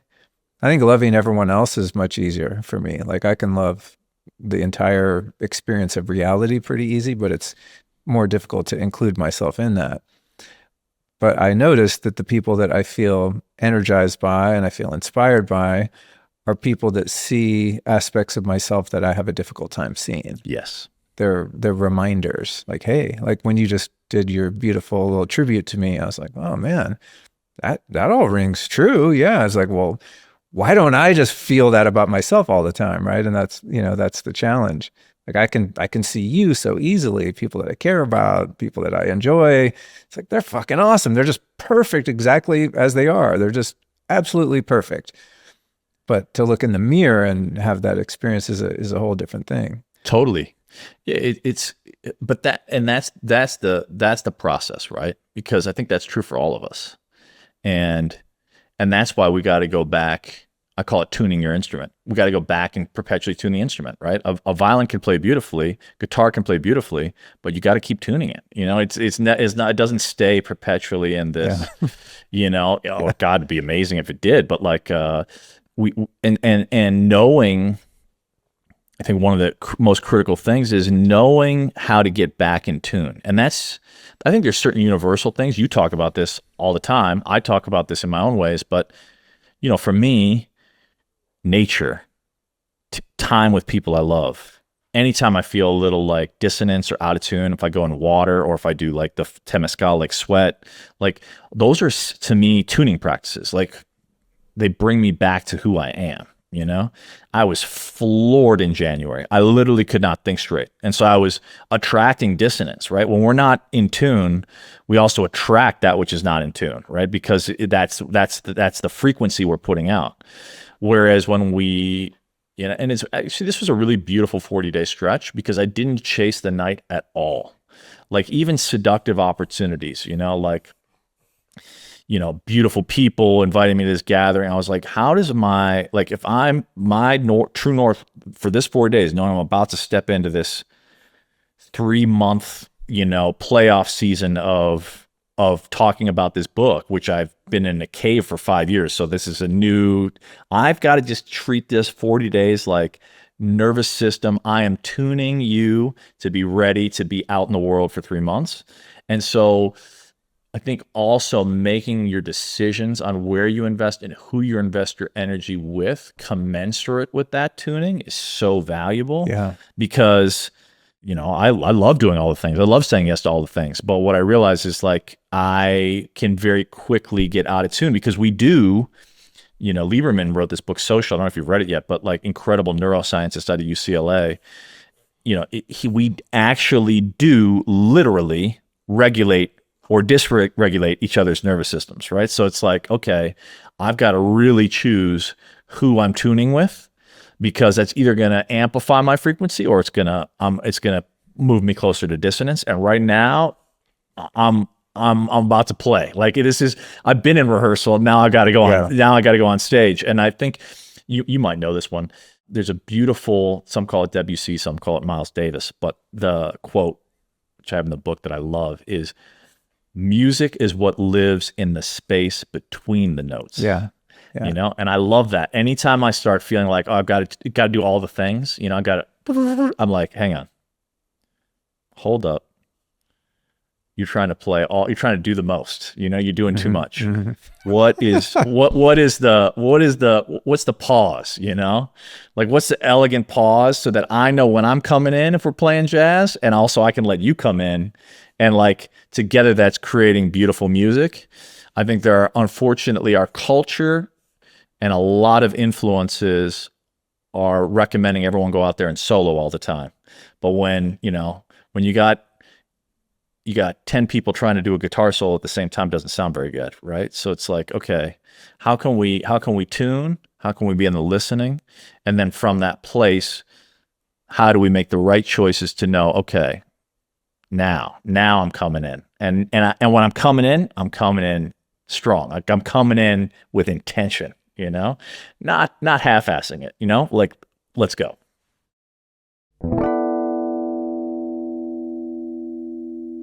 We all know the modern industrial food system is unethical and toxic. Even well-raised meat gets polluted by how it's processed after the animal is harvested. So the question becomes, how do you feed your family food that's actually clean and sustainable? Enter Real Provisions from Sacred Hunter Monsal Denton. Their wild axis deer and organ jerky bites are pure, savory, and loaded with nutrients you just can't get from farm-raised meat. Their wild venison has 8 times more omega fatty acids than grass-fed beef and higher vitamins from the animal's biodiverse diet. Plus, when you eat Real Provisions, you're also helping fix a real ecological problem. These imported axis deer have no predators in Hawaii, so populations have exploded. This means the land is overgrazed and the animals end up starving while the ecosystem collapses. Responsibly managing the population reduces suffering, relieves pressure on the land, and helps the remaining animals thrive. I know I say this a lot, but you guys gotta try this stuff, and here's how you do it. realprovisions.com/Luke and enter the code Luke to get a free bag of venison chips with your order. If you want to eat with integrity, Real Provisions wild axis deer and organ jerky bites are the way to do it. They're good for animals, people, and the environment, and here's what's up. They taste delicious too. I am obsessed with this stuff. Try it for yourself and find out at realprovisions.com/Luke. What do you have to say about the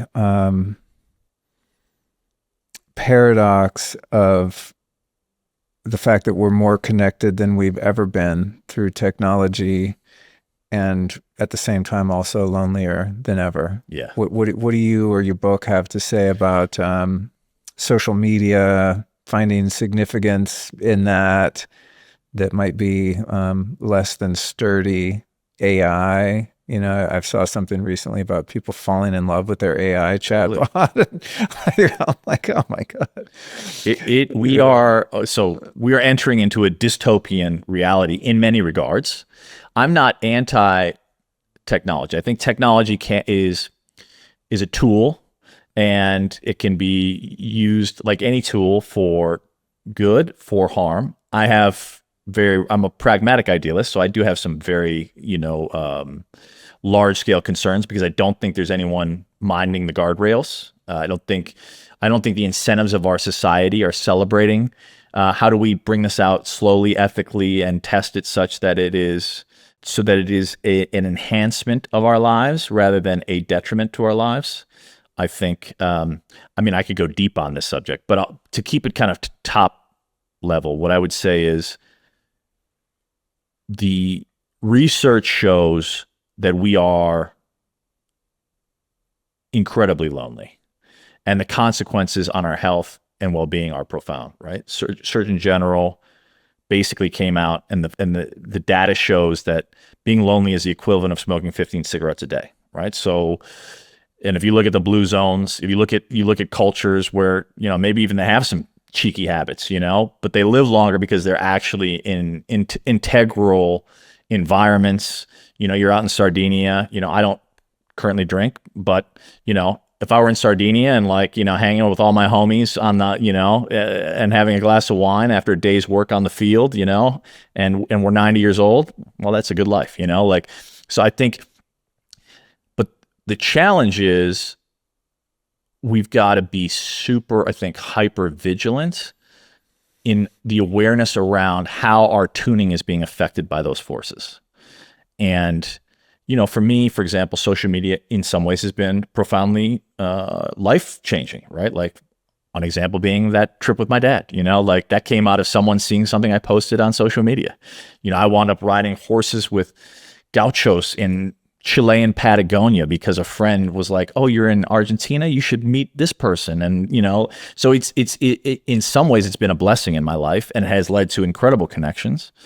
That said, do I doom scroll like other people? Do I oftentimes look at someone else's life and feel like my life is shittier or I should be further along in my life than this person who seems to be married, perfectly happy, living in a mansion and having no troubles that I can detect based on their Instagram profile?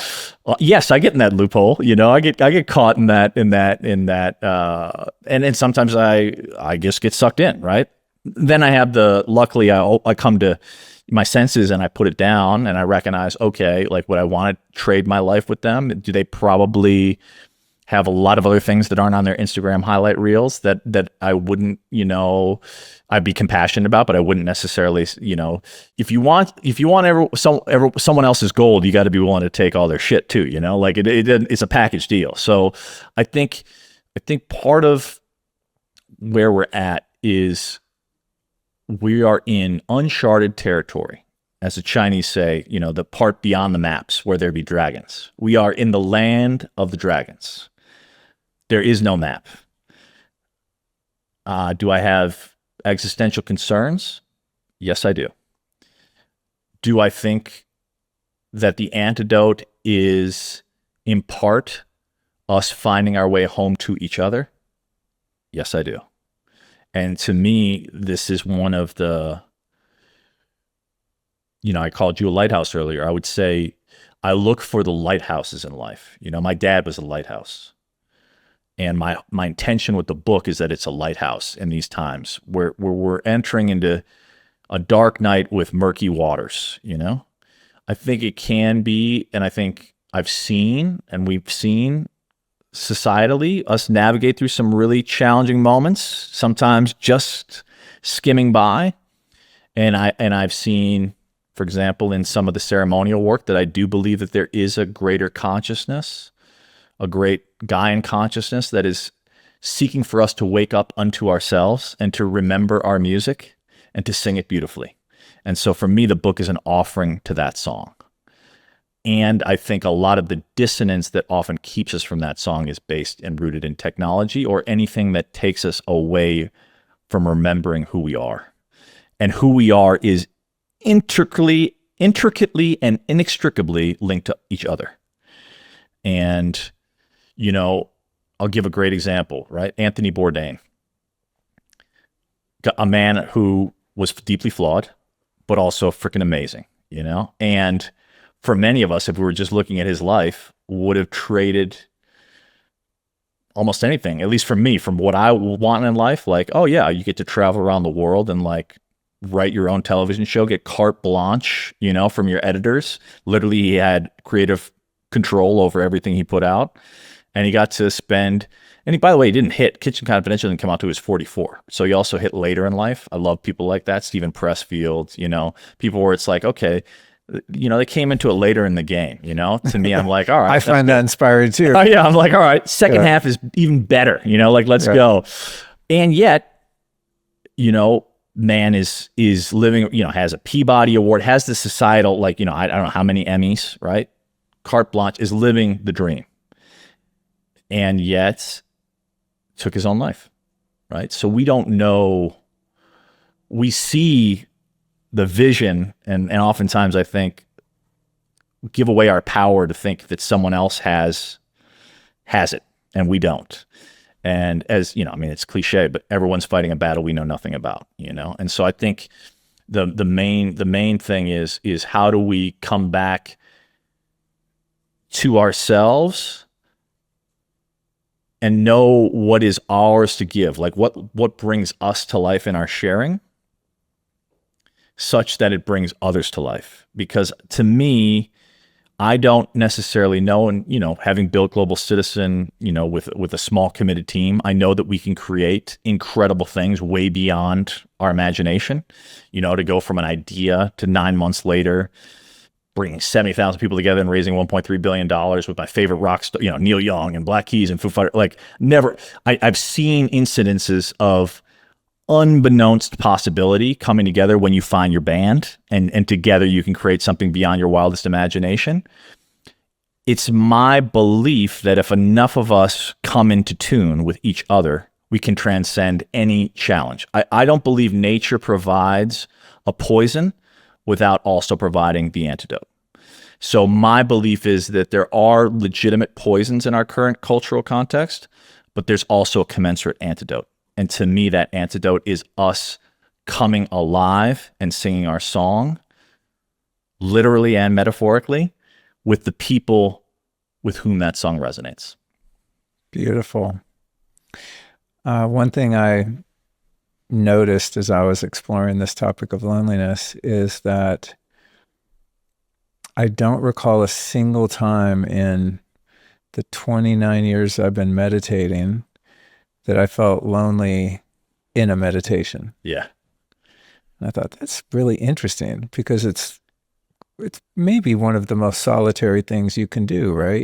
Totally. You know, you're probably in a quiet space and there aren't people around. And if they are, they're kind of leaving you alone. And it's a very interior kind of experience. And I thought, what is that? And I kind of chewed on it for a minute. Well, for more than a minute, for a few days, like, what's up with that? Yeah, that's so weird. It's counterintuitive. And what I came to was that, you know, and let's just set aside the different styles of meditation and also the subjective experience where you think, like, to me, I used to like label meditation, oh, that was a really good one because I was able to drop in and kind of, you know, get beneath the mind and all of that. And then a teacher of mine that taught me Vedic meditation, Jeff Kober, shout out to Jeff, was like, in our tradition, there's no good or bad meditation. It's you either did it or you didn't. Bad meditation is you didn't meditate. Exactly. But that said, you know, I think anyone that meditates would likely agree that it's a more pleasant experience and seems to be more rewarding if you can kind of go deep, you know? Yeah. So when I was looking at that, I said, man, meditation is a place, if you're lonely, that's when you should really be feeling it. Why is that not the case? At least not for me.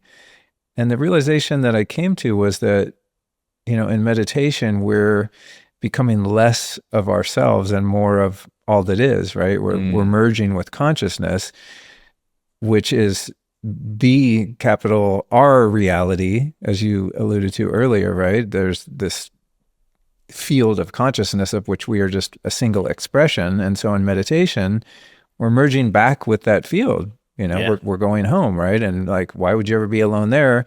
There's no other to miss. Right, exactly. Kind of thing, right? So going back to kind of how I was framing this earlier, you have kind of your relational loneliness, and then you have the existential, like, do I feel cut off from the universe or cut off from God? What is your experience in your own practice, whether it's meditation or ways that you come into your unique song, resonance with yourself? How have you explored the illusion of separation? You know what I mean? To me, it's like a lot of the game has to do with having glimpses of the totality of all that is, right? Of consciousness as a whole, as oneness. It's like, yeah, okay, I've had experience of that where I know that that's true, but then the illusion of being in a body and dealing with the physical world and having an intellect and an ego and all of the things that reinforce the idea of separation. It's like, how do you remind yourself that separation is not real at a base level, at a quantum level? Well, one word I would put out, I mean, beautiful question. nature. Nature would be my, like, the nature is my church. So anytime I get into the monkey minds, using the meditation analogy of dissonance, I step back into nature in whatever form that may be. So recently that was, okay, I'm going back down to where the ocean is warm and blue, and I can cut the cords that are energetically connecting me to things that no longer serve me. And then I'm going to go into the Temescal, and I'm going to use the heat to pray and to transmute and to be reborn. And so the culture, warm people, nature, I think one of the things that isn't talked about enough, that when I really need a retune, like when I need like an existential upgrade, like a new operating system, a new iOS for the for the human psyche, is I do vision fasts, or I'll go on like, this was just a 40-day journey. During after my father passed in 2020, I did a 40-day trip through the American West. I had a camper van, just kind of a weekend warrior. That. And I thought actually I was just going to go to Zion National Park. I just needed a little retune. And then there was this guy, Boyd Vardy. I don't know if you ever met Boyd. Yeah, Boyd. Boyd. He's been on the show. Yeah, he's a great guy. He had a podcast at the time where he was in South Africa on his family's land, and he was doing 40 days in a treehouse. And I had just had him on the show, and I was listening to his podcast, and as I was driving through Zion, and I was like, I don't have anywhere I need to be. Like, the world's basically, quote unquote, shut down. So why don't I do my own 40-day journey? And I went from Zion. I went through all 5 national parks in Utah. Arches, wow. Canyonlands, sat under the darkest night of the dark sky where you can see. Talk about perspective giver. Look at the pictures that are being projected back now of the great cosmological formations, and think about like this incredible Earth ship that we're all riding in this vast sea of a multitude of universes. There's a great mathematical cosmologist I love named Brian Swim, and he talks about the macrocosm and the microcosm. And when I get into a sort of dark night thinking, one of the things I love is he talks about how our planets in the solar system is in an incredibly unique band of generation, like a gravitational pull. And that gravitational pull and where we are mathematically has allowed for the unique flourishing of life as we know it on planet Earth. And that's true not just of our solar system, but our solar system within the universe, our universe within a multitude of universes. So it's like, just like you as a human being listening to this are the sum of miraculous gestation, generation to generation, millions of spermatozoa fertilizing eggs that led to this unique song that is you embodied in this life. So is the Earth, this unique manifestation spinning in this infinitesimal gravitational pull, the tension of which has allowed the flourishing that we know of life. And he talks about that on a microcosmic level of like, he uses like the analogy of like the squirrel and the hawk, right? Where you think it's existential, right? The squirrel oftentimes is devoured by the hawk, yet the squirrel has become the squirrel because of the hawk. The squirrel's adeptness, its eyesight, its sensitivity exists as it does because of the predatory relationship it has with the hawk. The hawk's dexterity, its ability to fly, its cunning has evolved because of its relationship. And that is part of the great balance, the great heartbeat of our collective song. And so when I lose sight of that balance, or when I get out of tune, I go as fast as possible to a natural place, like a deep nature. Like I'd go to Yosemite because I live in Northern California, and I'll sit for a long time. One of my best experiences, it was separate from this 40-day trip, but I went to a place called the Lost Coast. I haven't shared this, but the Lost Coast is the only part of the American coast, West Coast, that does not have the one highway. So it's the only still remaining rough, rugged, wild as it was for 300, 400, 500, thousands of years part of the coast from Mexico all the way to Canada. It was too rugged, so they had to build the one highway 40 miles in. So I drove in, and you could only backpack, and I backpacked in to a berm of sand, and I set up a tent, and I sat and I did a vision fast for a week, listening to the rhythm of the waves from sunset to sunrise and time and again. And when I needed to bathe, I would go naked as the day I was born into the waterfall. There was no people, like no people. You had to backpack to get in. Respect. And I sat and I listened to the waves, and the degree to which, by the way, you get in tune, like the degree to which we're talking about earlier, hearing, like the sensitivity of my hearing, the sensitivity of my smell, right? We know the power of, for example, fasting, but to do that in nature. And then also what I find is the way that like you were talking about meditation, the way that you become part of the ecosystem. You're not just like an invader or an intruder walking through. You become absorbed. And so the birds start to sing differently, and you start to notice that song. And then the web of that song starts to layer around you. A beautiful moment for me was those gauchos. When I rode, my dream was to ride 50 horses to pasture in Chilean Patagonia. And I talked to these gauchos. It's a beautiful... Talk about this. Actually, I'll share this because it was amazing. So I did a workshop in New York City, and it was a personal development workshop, and you had to declare something that you had to get up on stage in front of hundreds of people and declare something that you're afraid of. And at that point, I lived in Sri Lanka, country civil war. I'd done a fair amount of things, but I was like, I have never in my life sang karaoke, because when I was young, I got a message. Michael, you're great at many things, but singing Me too. might be one of them. That's my number one fear is singing in front of people. You and I share this. It's crazy. Like I can play, I play guitar, I play bass. I mean, I don't think I'm great at it, but I don't find it terribly embarrassing. But if someone's like, hey, why don't you sing something? It's like, quick side note, don't lose your train of thought. When I was talking about doing shit that's embarrassing earlier, just to fuck with myself.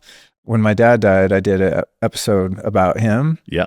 And I sat right in that chair and I played and sang a song and put it out on the podcast. Good for you, man. A beautiful Bob Dylan song that you'd have to be a real Dylan fanatic to even know, but it's called Death Is Not the End.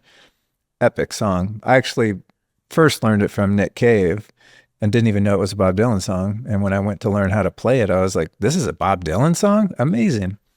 But that was one of those things. I was like, oh God, this is mortified, and I just did it anyway. And also, keep the thought, don't lose it, because it's a great story. The thing about, we were talking about not taking yourself too seriously, right? The thing I remind myself a lot in situations like that is, you're not that important. And I don't mean that in a self-deprecating way. It's just like, dude, who cares what people think? Like, you're not that important, even to other people. You know what I mean? It's just like, so you go sing karaoke and you suck at it. So you sit and sing a song for your dad. Maybe you're like a little out of tune here and there. You don't hit every note perfectly or whatever. It's like, dude, it's not that important. You're not that important. Everyone's living their own lives. In each of our own little worlds, we feel so important because we experience the world through subjectivity, right? So it's like we're just living in this bubble that everything about us matters, especially what other people think. It's really fun just to forget about that. Try to remind myself that anytime I'm like, oh, what would they think? It's like, dude, you're not that important. Definitely. Yeah. So anyway, no, it's an astute point, because it's the energy you bring to it, right? Like, just like how you go out in the world, right? You can be dressed the same way. You go to karaoke, you sing a song, right? Am I bringing energy? It actually matters very little. Okay, yes, if you're an amazing singer, it's a thing. But like, it's more, what's the energy you bring to that song? And so for me, I declared, okay, I'm going to sing, and I declared the song, Total Eclipse of the Heart, in the next month. Wow. And I declared it on stage, right? You picked a tough song, too. I'm not one for doing things half-assed. Melody has a lot of range there. Oh, yeah, you had to come with it. So I picked the easy one, I mean, Dylan is... Three chords, pretty basic melody. Dylan is epic. But I was like, you know what? I'm going Total Eclipse of the Heart. And so I fly, okay, So I had booked a ticket. This was not when Facebook was like a thing. There was a ticket for $350 round trip to New York to Argentina. And I was like, this can't be real. That's like the price of tax. But I booked it and then I forgot about it because it was for a very unique window. And it just so happened that calendar invite popped up. And I was like, oh, I have a ticket if I want to go to Argentina. And so I was like, of course I'm going to Argentina. I get on the plane. I had never, by the way, used Airbnb. And I had no plans, like literally buckle your seatbelt. I had not one plan. So I was like, oh, I should at least have a place to land. So I signed up for Airbnb and was there saying buckle your seatbelt. I just pressed whatever the first place that popped up. I just booked it. So I landed in Palermo, Soho, which wound up being an incredible place in Buenos Aires. And I put on my social media, what do you do in Argentina? I have no plans. Like I'm open to anything.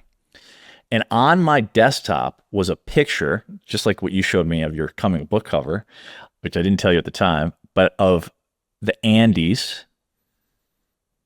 And it was like this vision that I had been having, right?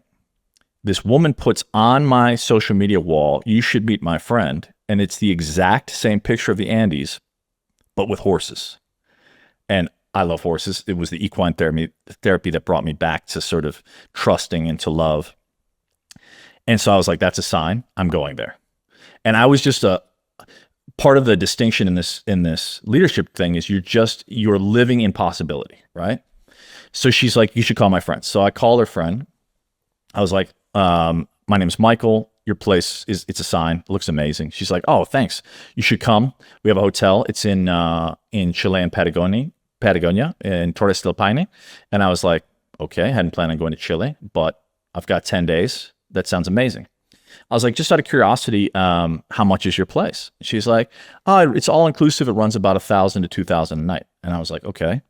I hadn't planned on I was running we were building Global Citizen at the time, was a nonprofit in New York City. So I didn't have 20 grand to drop on a week. But I was like, again, I didn't even see it as a limitation. I was like, look, zero pressure.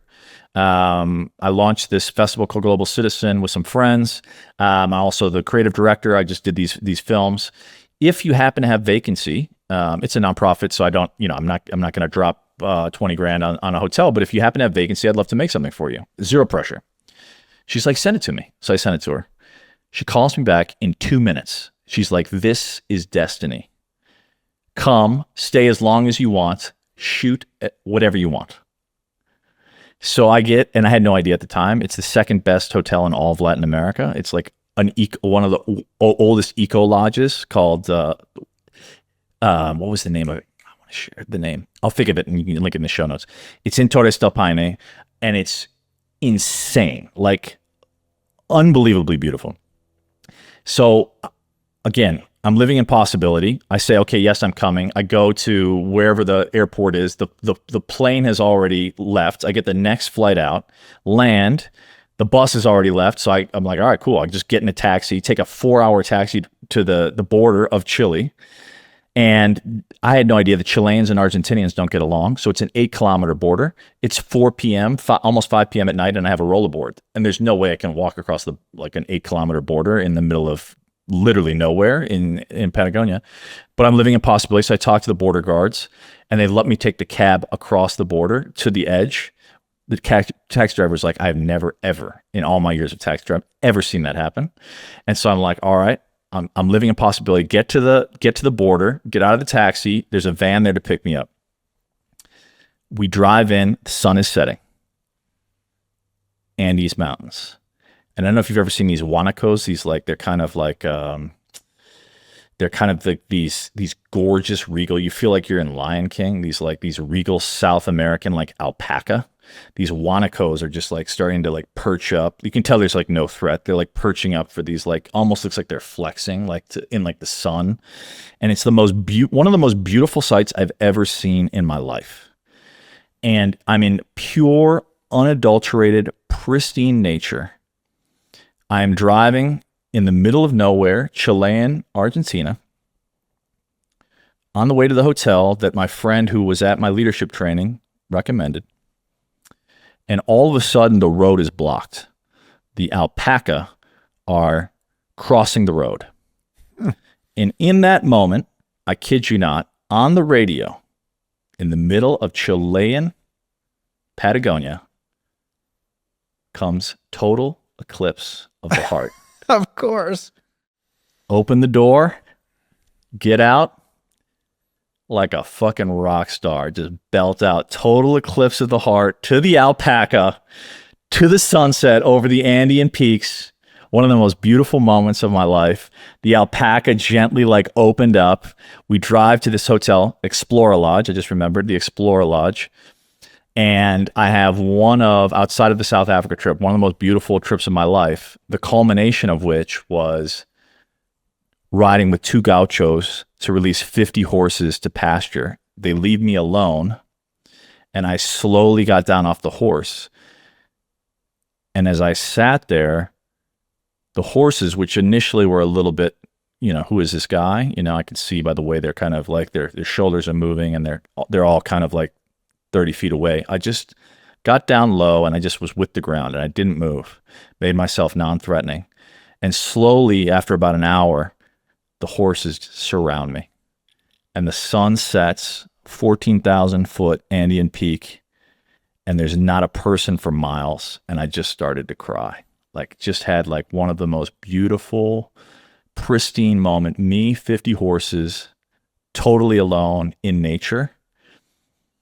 And that is the moment of resonance. That was the moment that whenever I forget my song, I go back to that, because that's that moment, maybe not that exact scene, but that moment I remembered. It wasn't about being anything, doing anything. It was a moment of listening. And from that place, the world moved differently. And though it was silent, it was one of the most beautiful songs I've ever sung. And it came first from me facing, again, the fear. But then it came to me in this beautiful silence, that in this deafening world where we're always besieged by external noise, I found signal. I found pure, pristine, clean, clear, unadulterated signal. That's great. Yeah. What a great story. Yeah. So those moments are what I look for. So that's what I found in the Lost Coast. That's what I found in Argentina. That's what I found on the 40-day trip. Glacier National Park, all the way over, went to Rainier, all the way down the Oregon coast, down California, all by myself, 40 days solo, deep nature. And also one other thing, if you get a chance, and I did this in Iceland, and I did this in Washington, if you go into a glacier stream, and I know you're an appreciator of water, I went in Iceland and this man handed me a piece of water in this secret ice cave, which, by the way, no entheogens, was one of the most powerful ceremonial experiences of my life, to be in like the embodiment of the divine feminine, water that had been not touched by any nefarious external industrial pollutant ever, right? Like literally put this, he handed me a piece of this. He said, this water is from snow that fell in Iceland over 1,000 years ago, this ice. To have that water touch my mouth, and then to bathe in glacial water. And I know you, because I know you harvest spring water. I know you love this. I was alive and got information, which I can't even describe, information that cleansed me, like bad habits. I had like started at that point. I was going through a lot of stress. I started smoking, quit smoking. Like it was like I had just got like so clear. And it just came from being in clear, pristine immersion in nature. And in that case, in divine, in water, in pure, like water that had never been tainted by anything, That to me is one of the most, that's like the, almost like the holy grail of clear, unadulterated signal. Yeah. It sounds like the water was so highly ordered that it brought you into order. Yes. Restructured you. Beautifully said. That's cool. The Fern Canyons in Washington, the place where I immersed myself, literally 30 million year old fern species and glacier water just through a river in a secret canyon and just to lay in that water, 100% restructured. all these stories have been like, I got to get the hell out of Texas, bro. It's got nature time, baby. I need to travel for real. I want to encourage everyone listening and watching to buy Michael's book. As I said, I only have the what do they call it? The galley copy? The galley. Yeah, where I have like excerpts of it in a PDF. And I already knew because I knew you, but I was like, oh damn, this is going to be a good book. But even if it was a mediocre book, which it is not, I know what goes into this as a labor of love. And so I really want to highly encourage people listening to support authors and people like Michael doing this kind of work. So again, lukestory.com/trainer3, where you'll find links to his book, which is called Resonance, the Art and Science of Human Connection, again, by Michael Trainer. And you can go get it on Amazon right now, too, if you can. We'll link to that. But I just, I've had 600 people on the show over the past 10 years, or no more, 660 or something like that. Many of whom have been authors, and they bring their book, and I try to read as many of their books as I can. And it's like, oh, that's cool. They have a book. That's nice. I mean, I literally did not know what is required in order to really write a book yourself and have it be something that's, meaningful and well received. So congratulations on getting it done. Thank you, bro. I didn't realize that you started your process around the same time. I started, the initial idea was around, 6-7 years ago. Yep. It's been, as you said, it's a reckoning. It's funny too, because had my dad not died, mine would be coming out this month and yours, in a couple months, right? Yep. So it's funny in the way that works. It's mine was initially supposed to come out this month, March 31st. Oh, funny. So totally, we would have been the same time. We would have been both. Okay. Yeah. Wow, that's funny. But yeah, seriously, guys, like books are inexpensive and can really, make a meaningful impact on your life. So I want to encourage everyone, please buy his book. It'll be worth it. I'll give you a refund if you don't like it. No, I won't. Well, I'll also say, first of all, just thank you, man. It's an honor I haven't gone in this depth with anyone. Like I said, I just came out of a 40-day, like very insular season. And I was like, I didn't tell you this, but like literally didn't have my car. Like I got my car rekeyed this morning. I was like, I got to make it to Luke because, I knew that I just felt there's certain people, and this is what I encourage people to listen to. There's certain people where your way of being is just natural, right? Like you just feel good in their presence, right? You're not forced.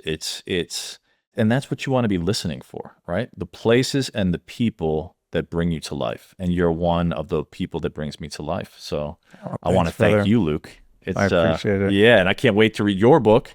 And yeah, for those, what I also suggest, I haven't even told you this. If anyone is keen, and this will be obviously out for years, but I'm going to also do, as you know, my background is doing large physical events. So I'm going to do a physical event, love to include you, incorporate you with your book, and a digital event as well. So depending on when someone listens to this, they can just tap into resonance.biz. It'll be, all the info will be there. Epic. Yeah, brother. That's cool. What if you and I become like the spokespeople for loneliness? It would be interesting. Sometimes people write a book and that kind of becomes their thing, which is just funny if that happens to be the case. And by the way, if that does, I think there needs to be so many more people talking about it. So it would be a blessing for a lot of people, right? Because I think anyone who speaks authentically about their own experience with loneliness and also provides, again, that lighthouse out and back to, because I think what you shared is powerful, right? It's not just about being surrounded by people, right? We can dismiss loneliness within ourselves. Actually, solitude can be a very not lonely experience. It can actually be an extraordinarily, in fact, my most connected moments have been at peace in solitude with myself. Yeah. Because like you said, you quiet the noise and you recognize your interdependence and interconnection with all things. And if we can provide a guidebook for people to connect more beautifully with others, given that in my experience, the best thing we can do in this life is have quality shared experiences with people we love, then all the better. Epic. I already asked you the question before, which I always end the show with, so I don't need to ask you. We're done. I was like, oh, I got to do the thing. I'm like, no, I'm not required to do it if someone's been on before. And by the way, we'll link to your past 2 episodes. Well, 1.5. One of them was like a mashup episode, and those would be episodes 215 and 225 respectively. So we'll link to those as well for people that want to hear more from you. So thanks for making the time to roll through, man. I appreciate it. Thank you, brother. It's an honor to be in your space. I'm really inspired by what you've created and continue to create, and I'm looking forward to reading your book and to listening to more of your song as it is expressed beautifully in the world. Big thanks, you guys, for hanging with me on this week's episode and making me part of your journey. Now, before we wrap up, let me tell you about a project I've just leveled up. After years of neglect, my YouTube channel just got a makeover, and if you haven't checked it out lately, you are missing out. Every new podcast episode now comes with a trailer so you can sample the vibe before diving into the full show. And with a library of 600 plus episodes to explore, you'll always find a conversation that hits home. And there's another cool part. YouTube is also a place where you get your questions answered from me directly. So drop a comment, and if your question's a good one, I'll do my best to answer it. So if you want to get in the mix, head over to youtube.com/LukeStory and make your voice heard. Whether you want a quick hit from the trailers, to binge through the years of archived wisdom, or to join the conversation yourself, youtube.com/LukeStory is where it all happens.